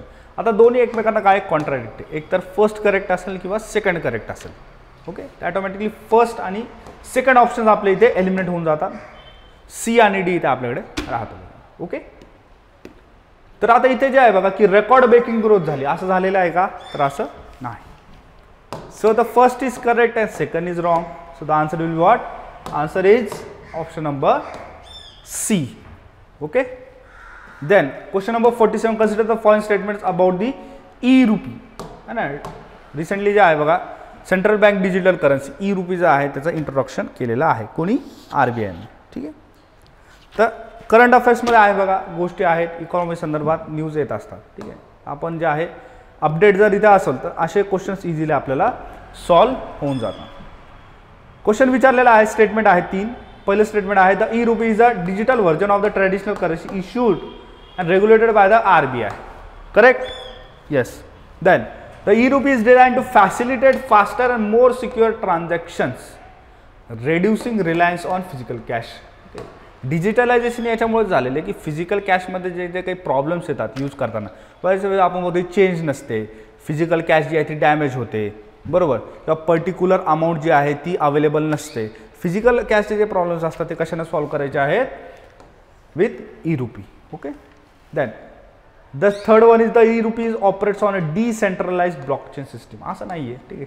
Crypto currency ज्या आहेत त्या डिसेंट्रलाइजवरती काम करतात. कशावरती? ब्लॉकचेनवरती.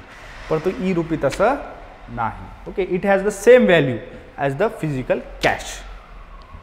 So the answer will be what? Answer is option number B, only 2. Then question number 48. Least developed countries जे आहे या संदर्भात 3 statement दिलेला आहे. पहिला आहे LDCs are defined by the United Nations using combination of criteria include low per capita income, weak human assets and high economic vulnerability. This is correct. Okay. United नेशनच्या जर ऑफिशियल वेबसाईटवर तुम्ही गेला तिथे जी डेफिनेशन दिलेली आहे त्याच्यामध्ये हे सगळे फॅक्टर्स जे आहेत ते काउंट केले जातात. Okay.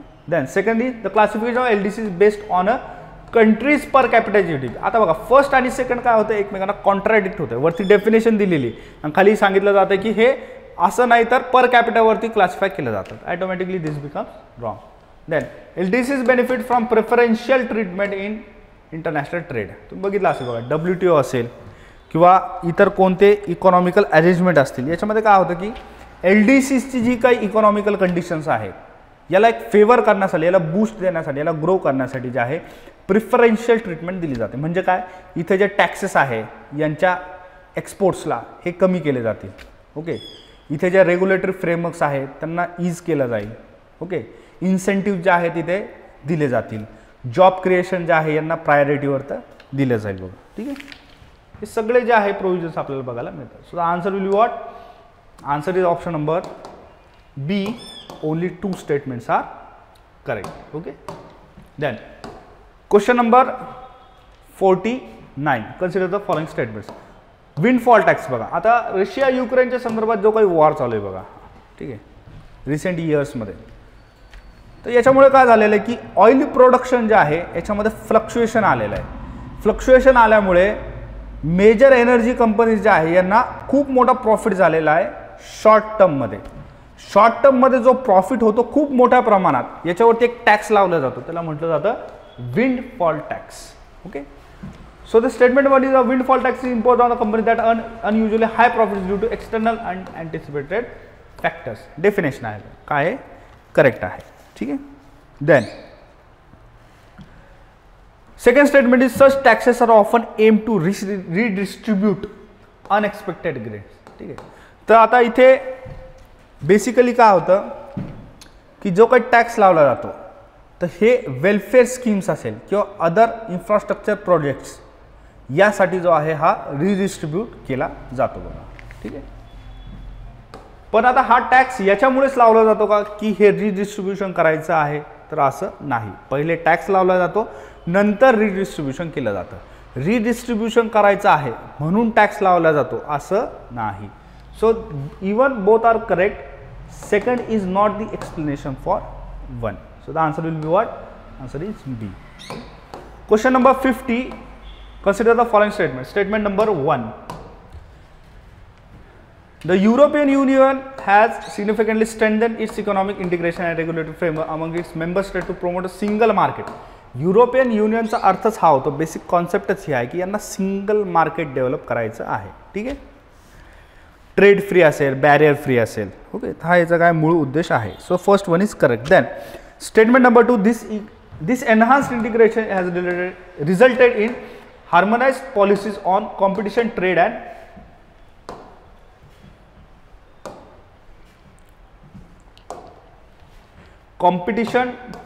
And consumer protection which are essentially components of the EU's single market strategy.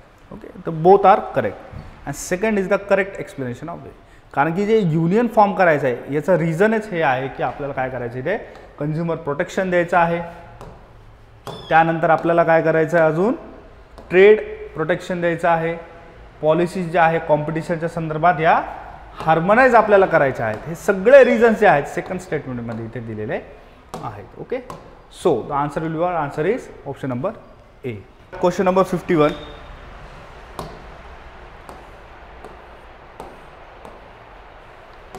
Consider the following pairs. Okay, match the column जे आहे बघा या संदर्भात या फॉर्मॅटमध्ये हा प्रश्न जो आहे विचारलेला आहे. ठीक आहे, तर इथे जर आपण पॅटर्न जर बघितला तर इथे तुम्हाला 3 स्टेटमेंट्स जे आहे किंवा 3 पेअर्स हे दिलेले आहेत. 1, 2 and 3 आणि त्याच्या पुढे जे आहे बघा त्यांचं इम्पॉर्टन्स असेल, सिग्निफिकन्स असेल किंवा त्यांचं ओरिजिन आहे, या गोष्टी तुम्हाला इथे प्रोव्हाइड केलेल्या आहेत. ठीक आहे, आता UPSCचा पॅटर्न थोडासा काय डिफरंट आहे. इथे काय विचारलं जातं बेसिकली की किती पेअर्स करेक्टली मॅच्ड आहे. How many of the above pairs are correctly matched. जर एक पेअर जर करेक्टली मॅच्ड असेल, खालचे 2 जर नसतील तर आन्सर काय येणार, ओनली 1 पेअर. या फॉर्मॅटमध्ये जे आहे आपल्याला क्वेश्चन्स इथे सॉल्व करायचे आहेत. ठीक, क्वेश्चन नंबर 51 बघूयात. पहिला जो पेअर आहे त्याच्यामध्ये दिलेला आहे की first 5 year plan it focused on primarily on the development of agriculture and irrigation. Okay, basically जे आहे न्यूट्रिशनल सिक्युरिटी, त्यानंतर self sufficiency in agriculture production, हे टार्गेट जे आहेत आपल्याला बघायला मिळतात. So it is correct. Okay, then second 5 year plan it emphasised on rural development. असं नाही बघा, बेसिकली जर तुम्ही 5 year प्लॅनची स्टडी केली असेल तर सेकंड पेअरमध्ये जे आहे सेकंड 5 year प्लॅन इथे आपल्याला इंडस्ट्रियल डेव्हलपमेंट या संदर्भात जो आहे फोकस बघायला मिळतो. So this is incorrect. Third 5 year plan it achieved the target of rapid industrial growth. तर बघा कोणतंही टार्गेट जे आहे जे सेट केलं होतं सर्व 5 year प्लॅन्समध्ये कोणतंही अचीव झालेलं नाही, तर इलॉजिकल स्टेटमेंट आहे. ठीक आहे, so the answer will be option number A, only 1 pair. Then question number 52. Consider the following pairs.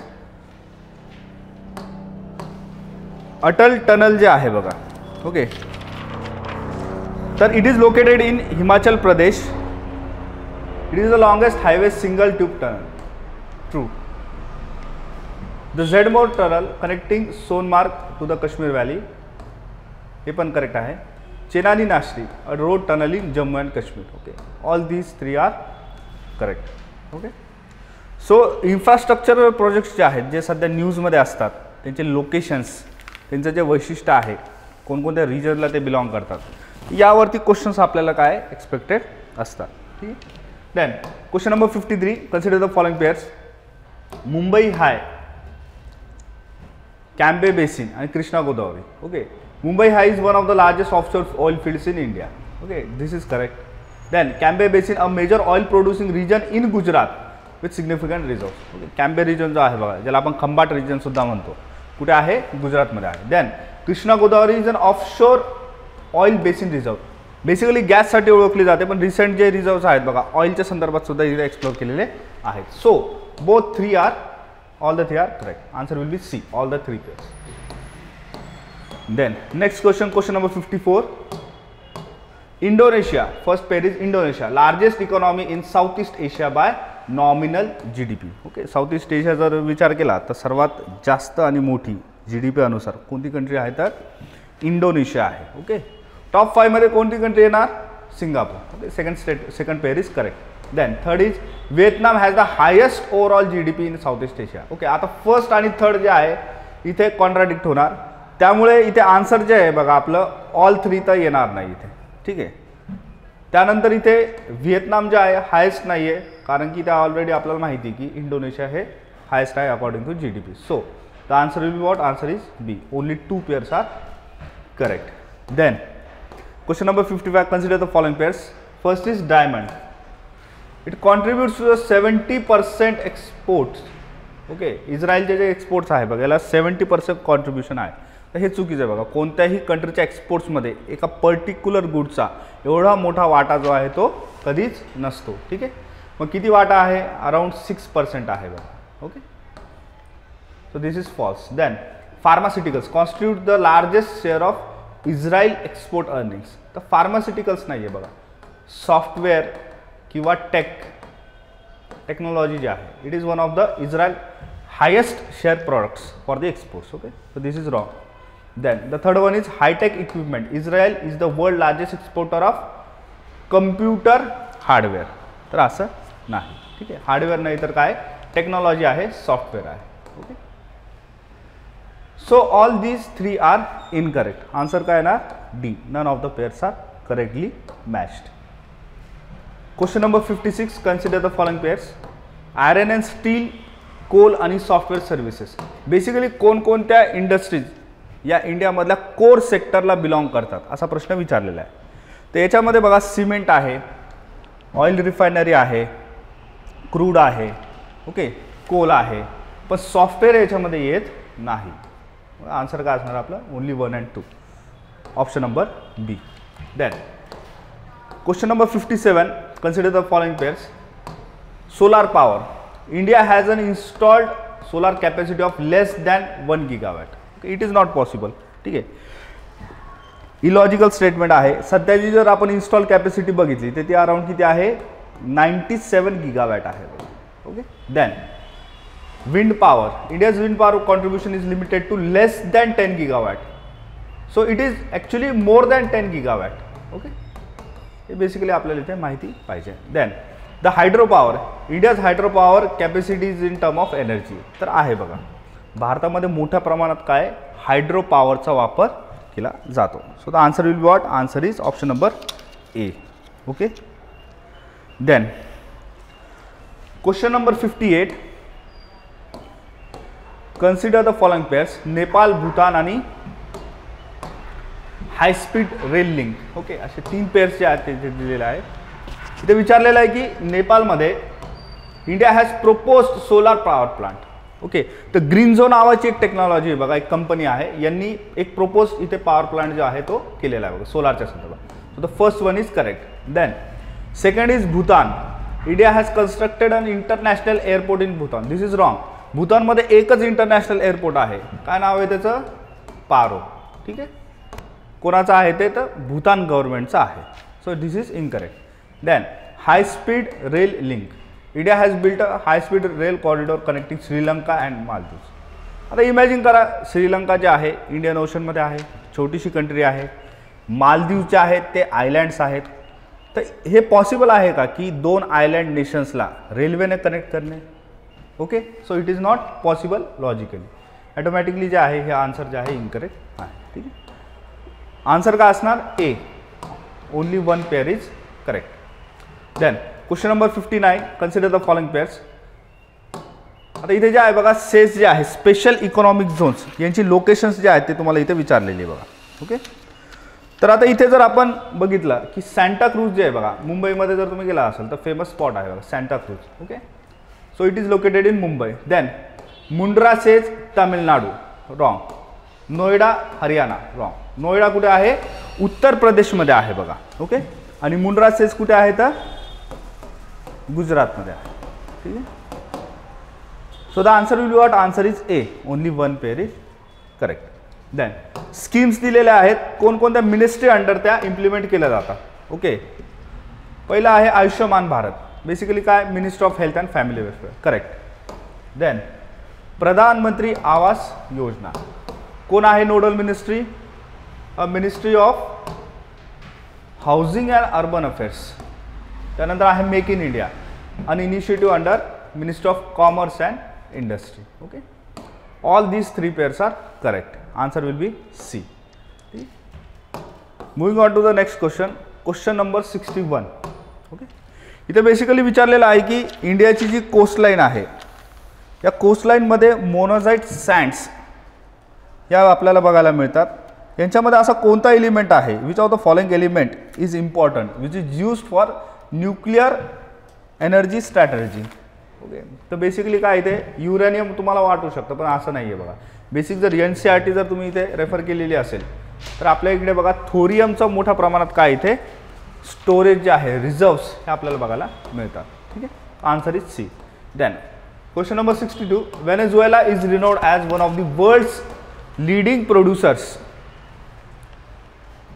of which resource playing a crucial role in its economy. आता Venezuela का, तर Venezuela सध्या न्यूजमध्ये आहे बघा, due to its hyper inflation. Okay, तिथे काय सध्या चालू, the most devalued currency. Okay, कोणती असेल तर व्हेनेझुएलाची आहे बघा सध्या. ठीक आहे, that's why Venezuela is news and it already depends upon its crude oil. Crude ऑइलवरती डिपेंडन्स यांचं जास्त आहे बघा. ठीक आहे, तर आन्सर काय आहे, सी. त्यानंतर 63 number question. The process of extracting valuable minerals like polymetallic nodules and ferro manganese crust from the deep ocean floor is known as, काय म्हटलं जातं याला, येस, तर ओशन मायनिंग. ओके, ओशन मायनिंगमध्ये काय केलं जातं, बेसिकली रिसोर्स जे आहेत ते एक्स्ट्रॅक्ट केले जातात. काय केले जातात, एक्स्ट्रॅक्ट केले जातात. ठीक आहे, मरीन एक्स्ट्रॅक्शनमध्ये काय येणार, तर like you can imagine like fishes आहे, त्यानंतर केल्प आहे. ओके, अदर रिसोर्सेस असतील, त्याला आपण मरीन एक्स्ट्रॅक्शन असं म्हणू शकतो, किंवा सॉल्ट असेल बघा. ठीक आहे, डीप सी ड्रेजिंग जी आहे बघा, ही बेसिकली रिसर्चसाठी केली जाते बघा. Okay, it is a part of ocean mining. Broader term काय, ओशन मायनिंग. ठीक आहे, ऑफशोर ड्रिलिंग इथे येणार नाही. Question number 64. The United states Mexico Canada agreement also non as USMCA replaced which of the previous trade agreement. तर NAFTA जे आहे बघा, north American free trade agreement, याला जे आहे रिप्लेस केलेलं आहे कोणी, USMCA. ठीक आहे, त्यानंतर question number 65. The annual meeting of the world economic forum is famously held in which of the following Swiss town.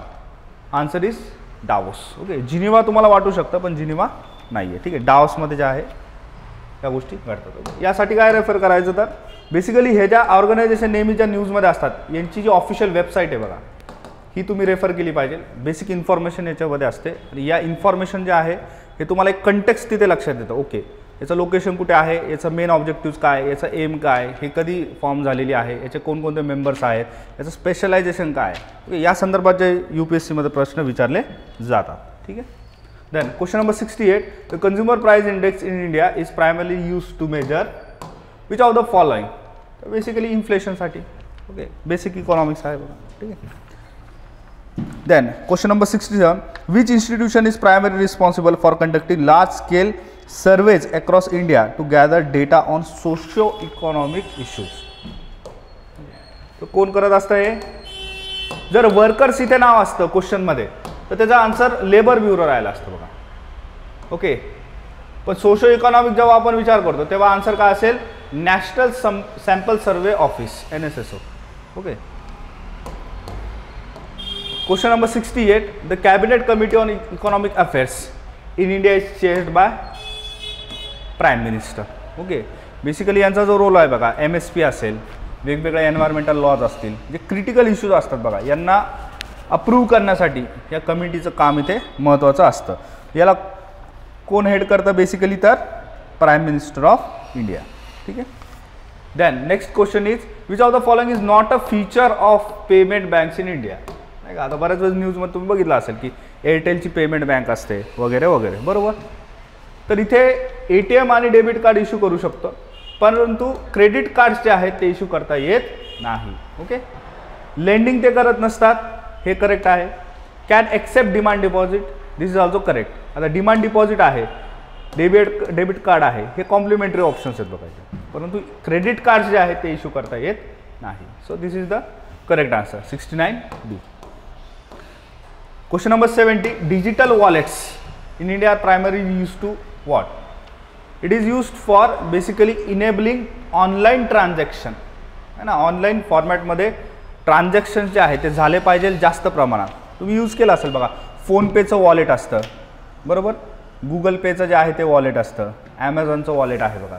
हे जे सर्व वॉलेट्स आहेत यांना काय म्हटलं जातं, डिजिटल वॉलेट्स असं म्हणतात. आता याच्यामध्ये डायरेक्टली फिजिकल करन्सी नसते. ओके, या करन्सीला जे आहे बेसिकली काय केलं जातं, वॉलेटच्या फॉर्ममध्ये जे आहे कन्वर्ट केलं जातं वॉलेटमध्ये, आणि याचं जे आउटसोर्स आहे ते पुन्हा ते पॉसिबल नाही. ठीक आहे, म्हणजे तुम्ही एक्झिट नाही करू शकता. एकदा वॉलेटमध्ये पैसे गेले की तुम्हाला ते पुन्हा बाहेर काढता येत नाही. ओके,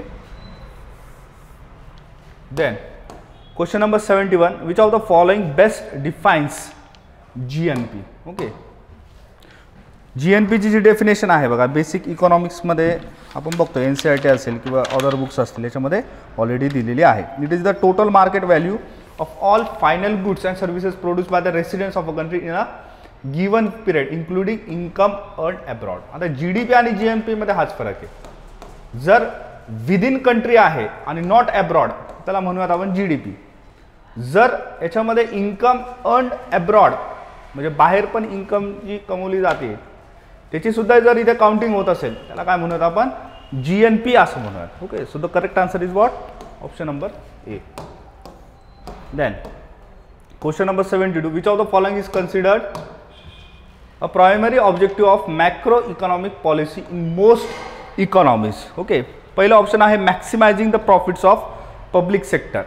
ठीक आहे, तर पब्लिक सेक्टरचं जे आहे बघा इथे प्रॉफिट मॅक्सिमाइज करणं हे काही पॉलिसी अंडर नाही आहे. Okay, it is not a macro economic policy. जर ओव्हरऑल इकॉनॉमीचा जर विचार केला तर स्टेबल इकॉनॉमिक ग्रोथ हा जो बेसिक गोल असतो बघा कोणत्याही कंट्रीचा, ज्याच्यामध्ये मॉनिटरी पॉलिसी आणि फिस्कल पॉलिसीचा वापर केला जातो, तर हे ऑप्शन जे आहे आपल्याला इथे करेक्ट आयडेंटिफाय करता येतं. ठीक आहे. Then question number 73, open market operations by the Reserve Bank of India are primarily used for which of the following? To reduce the fiscal deficit by buying government securities, manage liquidity in the banking system. Okay, open market ऑपरेशन्समध्ये तुम्हाला माहिती आहे bank rate आहे, SLR आहे, repo rate आहे, reverse repo rate आहे, हे सर्व ज्या टूल्स आहेत कशासाठी यूज केले जातात? लिक्विडिटी मॅनेजमेंट कमी करायची आहे, जास्त करायची आहे, ओके, किंवा मग इन्फ्लेशन कंट्रोल करायचं आहे. ठीक आहे, या सर्व गोष्टींसाठी या गोष्टी केल्या जातात. ठीक आहे. Then next question is, which of the following historical trade routes is known for linking the Baltic region with the Mediterranean? Answer is what? The Amber route. Okay, Europe जे आहे बघा, ओके, बेसिकली ईस्टर्न युरोपमध्ये जे आहे तुम्हाला amber रोडचा reference हा बघायला मिळतो. ठीक आहे.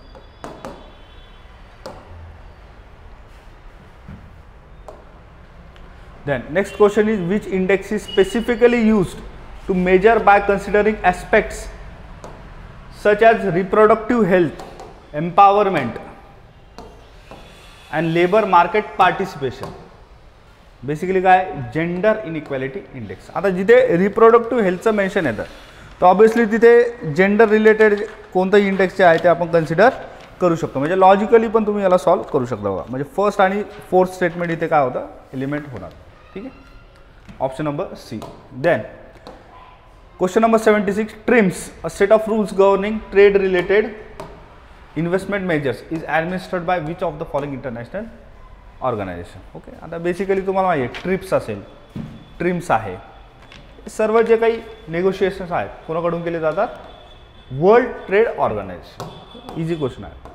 Question number 77, the primary objective of India's traditional knowledge digital library cast establish केली होती ही library?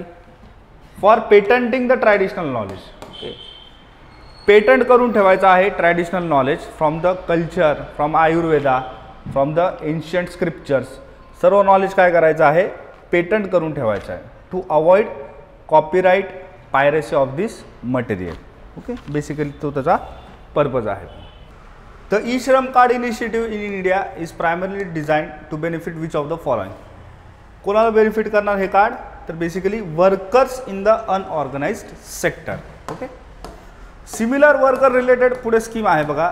Under the PM Svanidhi scheme street vendors are primarily provided with which of the following? तर बघा इथे 10,000 अप टू ₹10,000 जे आहे क्रेडिट फॅसिलिटी फॉर दी आत्मनिर्भर भारत जे आहे इथे दिली जाते बघा. Okay, the answer is A.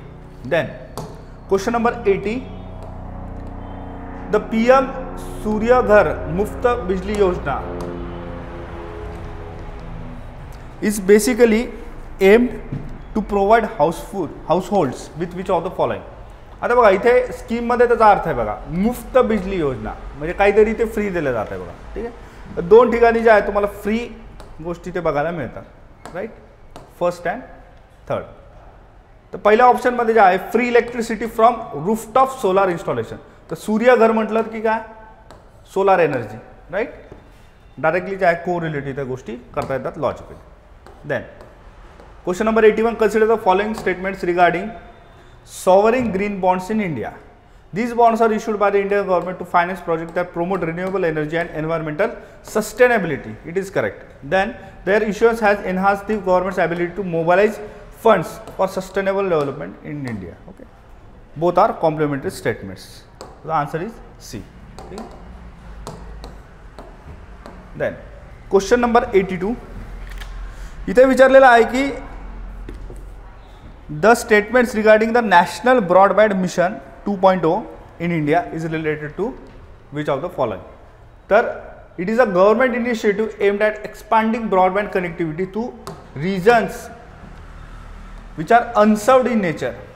Then the mission also focuses on promoting digital inclusion, boosting economic growth by enhancing internet penetration. Okay, so both are here are correct. ठीक है. Then question number 83, consider the following statement regarding algorithmic trading in India. It is regulated by Security and Exchange Board of India. Correct आहे. जिथे AI चा वापर करून किंवा computer अल्गोरिथमचा वापर करून जी ट्रेडिंग केली जाते बघा स्टॉक्समध्ये, त्याला आपण काय म्हणतो, अल्गोरिथमिक ट्रेडिंग असं म्हणतो किंवा शॉर्टमध्ये अल्गो ट्रेडिंग सुद्धा म्हणतो. ठीक आहे. तर सेबीद्वारे जे आहे बघा इथे रेग्युलेशन केलं जातं. जर इथे जर RBI वगैरे असतं तर हे चुकीचं असतं गोष्टी. ओके.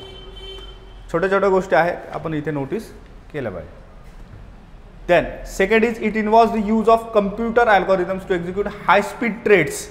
आता हे फंक्शनिंग कसं चालतं बघा अल्गो ट्रेडिंगचं, हे सेकंडमध्ये दिलेलं आहे. Okay. So this is also correct. Option number C. Okay. Then question number 84, consider the following statements regarding the trade enablement and marketing initiative in India. याला टीम इनिशिएटिव्ह असं म्हटलं जातं बघा. ओके. तर आता हे जे आहे बघा बेसिकली मिनिस्ट्री ऑफ कॉमर्स नाही आहे बघा इथे. ठीक आहे. ते काय मिनिस्ट्री ऑफ कॉमर्स नाही आहे. Ministry of small scale industries जे आहे यांच्याकडून हा इनिशिएटिव्ह इम्प्लिमेंट केला जातो. ओके.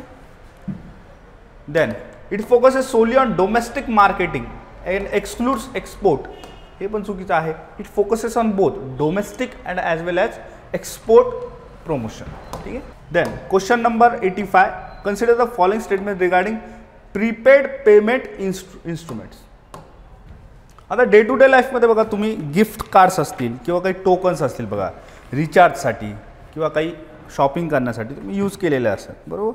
यांना काय म्हटलं जातं, प्रीपेड पेमेंट इन्स्ट्रुमेंट्स असं म्हटलं जातं. ठीक आहे. गिफ्ट कार्ड आहे बघा, कॅशबॅक आहे. ठीक आहे. these are all what? These are prepaid payment instruments. First is all PPIs in India are issued exclusively by private companies and not by banks. हे चुकीचं आहे बघा. It is actually published by both companies as well as banks. Okay. Then PPIs in India can be freely used for international transactions without any regulatory restrictions. Okay. असं होऊ शकतं का की कोणत्या इन्स्ट्रुमेंटला रेग्युलेशन नाही. ओके. रेग्युलेशन हे must आहे, नाहीतर त्याचा काय होतो मिसयूज इथे बघायला मिळतो. ठीक आहे. So the answer will be what, answer is D, none of the अबो.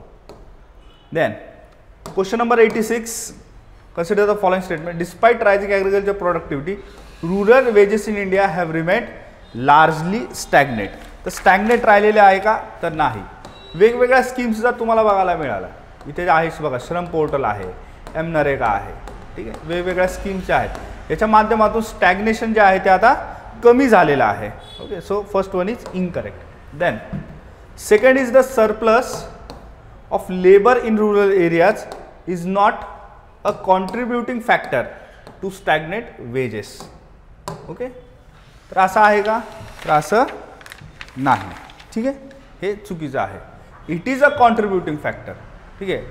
जर सरप्लस लेबर जर असेल ऑब्वियसली त्याचा इम्पॅक्ट जो आहे तो वेजेसवरती आपल्याला डायरेक्टली किंवा इनडायरेक्टली बघायला मिळतो. Answer will be what, answer is D. Then question number 87, consider the following statements. First is food inflation significantly contributes to overall inflation in India. Okay, food inflation जे आहे नेहमी हाय तुम्हाला न्यूजपेपरमध्ये बघायला मिळणार. ओके, मग याच्यामध्ये व्हेजिटेबल्स असतील बघा, किंवा काही स्पायसेस आहे, ओके, सिरियल्स आहे, ग्रेन्स आहे, पल्सेस आहे, या संदर्भात जे आहे तुम्हाला फूड इन्फ्लेशन नेहमी न्यूजमध्ये बघायला मिळणार. ठीक आहे. Then food prices constitute a minor share of consumer expenditure. Minor नाही आहे बघा, मेजर आहे. काय आहे? Major. Okay, so this is incorrect. Answer is what? A, 1 only.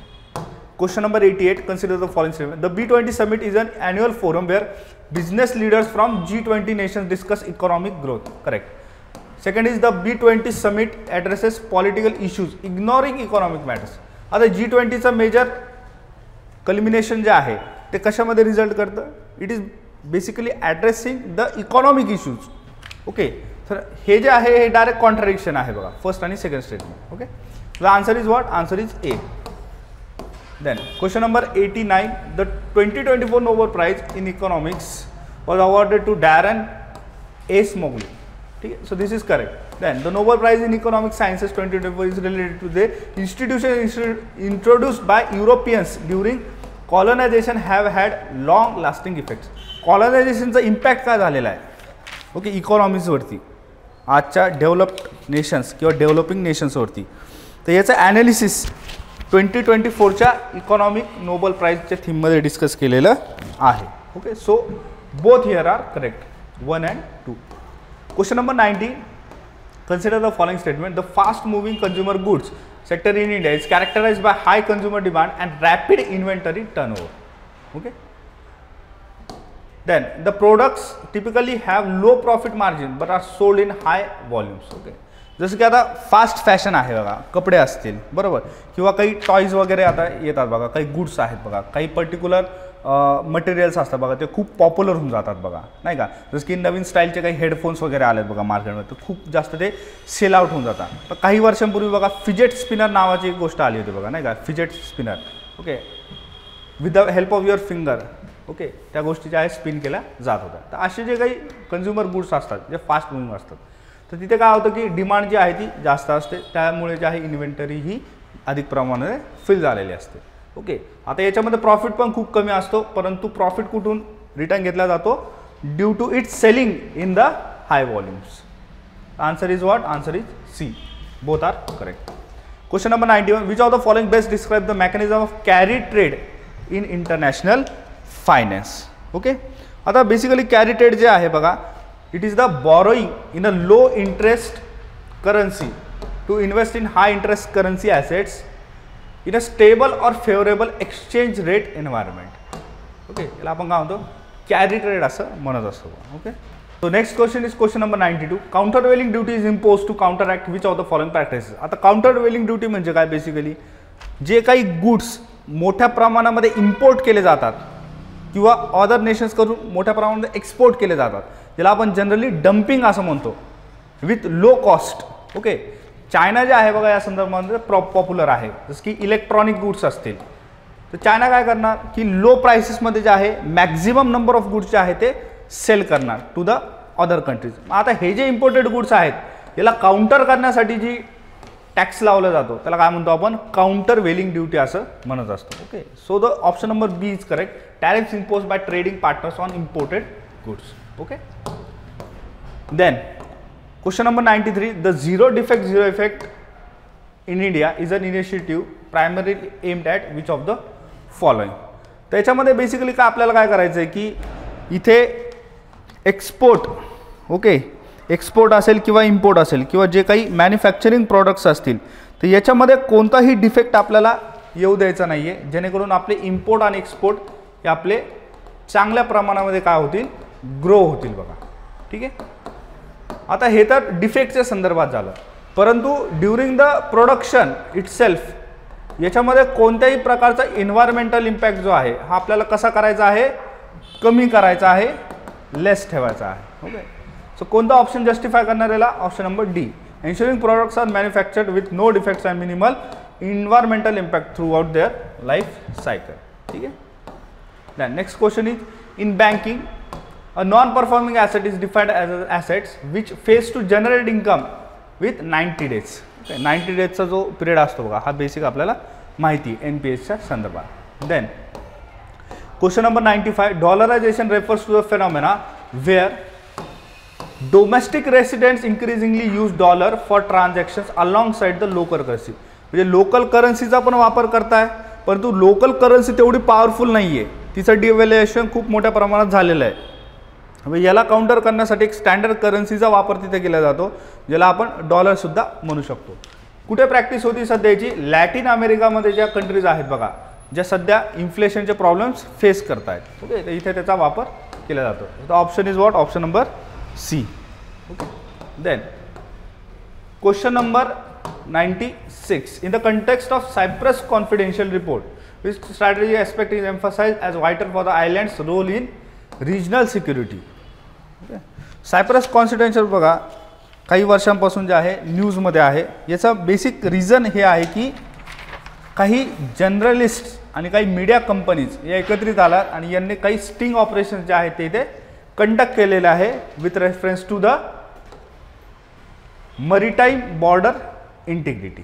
Okay, जे काही सिक्युरिटीच्या संदर्भात जे काही इनिशिएटिव्ह आहे. ओके, स्टिंग ऑपरेशन जे आहेत आपल्याला इथे झालेले दिसतात, म्हणून त्याला काय म्हटलं जातं? Cyprus confidential. कुठे असेल हे? ऑब्विसली सायप्रस कंट्रीमध्ये. ठीक आहे. Then the term reverse flipping in India refers to which of the following. आता रिव्हर्स फ्लिपिंग म्हणजे काय? अशा बऱ्याचशा कंपनीज असतात जे पहिले आउटसाईड काम करतात, म्हणजे फॉरेन कंट्रीमध्ये जाऊन काम करतात, पण नंतर त्यांना असं वाटतं की आता चला इंडियामध्ये जास्त प्रॉफिट्स होतील किंवा इंडियामध्ये जर आपण परत गेलो तर इथे स्टॅबिलिटी आपल्याला जास्त मिळेल. मग ह्या फेनॉमेनाला काय म्हटलं जातं? रिव्हर्स फ्लिपिंग असं म्हटलं जातं. ओके, तर basically it conveys what? It conveys the economic self Reliance measures. एक प्रकारचं सोल्युशन आहे बघा, जे मोठ्या मोठ्या कॉर्पोरेशन्सकडून काय घेतलं जातं. Question number 98. The India middle east Europe economic corridor is primary design to enhance trade connectivity. व्यापार वाढवण्यासाठी संघटना स्थापन केलेली आहे. Question number 99. In international economic discourse a डेप्ट trap typically refers to a situation where. आता चायनाच्या संदर्भात डेप्ट ट्रॅप ही कन्सेप्ट नेहमी न्यूजमध्ये असते. सो इट इज अ डेप्ट burden for a nation in to dependency and loss of economic sovereignty. Okay, Sri Lanka असेल, आफ्रिकेमधील कंट्रीज असतील, ओके, किंवा साऊथ एशियन कंट्रीज आहे, या कंट्रीजला जे आहे लोन देऊन जे आहे इथे काय केलं जातं की एका ट्रॅपमध्ये जे आहे ते फसवलं जातं. ओके, इन्फ्रास्ट्रक्चर प्रोजेक्ट्स तिथे बिल्ड केले जातात, मोठ्या लीजवरती जे आहे ते प्रोजेक्ट्स त्या कंट्रीकडून घेतले जातात आणि तिथे टायअप केला जातो बघा. ठीक आहे. Then last question. The physical concept of zero revenue deficit implies which of the following. आता झिरो रेव्हेन्यू म्हणजे काय? की जिथे जो खर्च आपल्याला करायचा आहे, जो एक्सपेंडिचर आपल्याला करायचा आहे, ह्या एक्सपेंडिचरसाठी कोणत्याही बॉरोइंगची गरज पडणार नाही. जेव्हा ही गोष्ट इथे फोकस केली जाते याला काय म्हटलं जातं? Zero revenue deficit. Okay, so the option number C, current revenue fully recovers non developmental expenditure without resorting to borrowing. Okay, option number C is here is correct.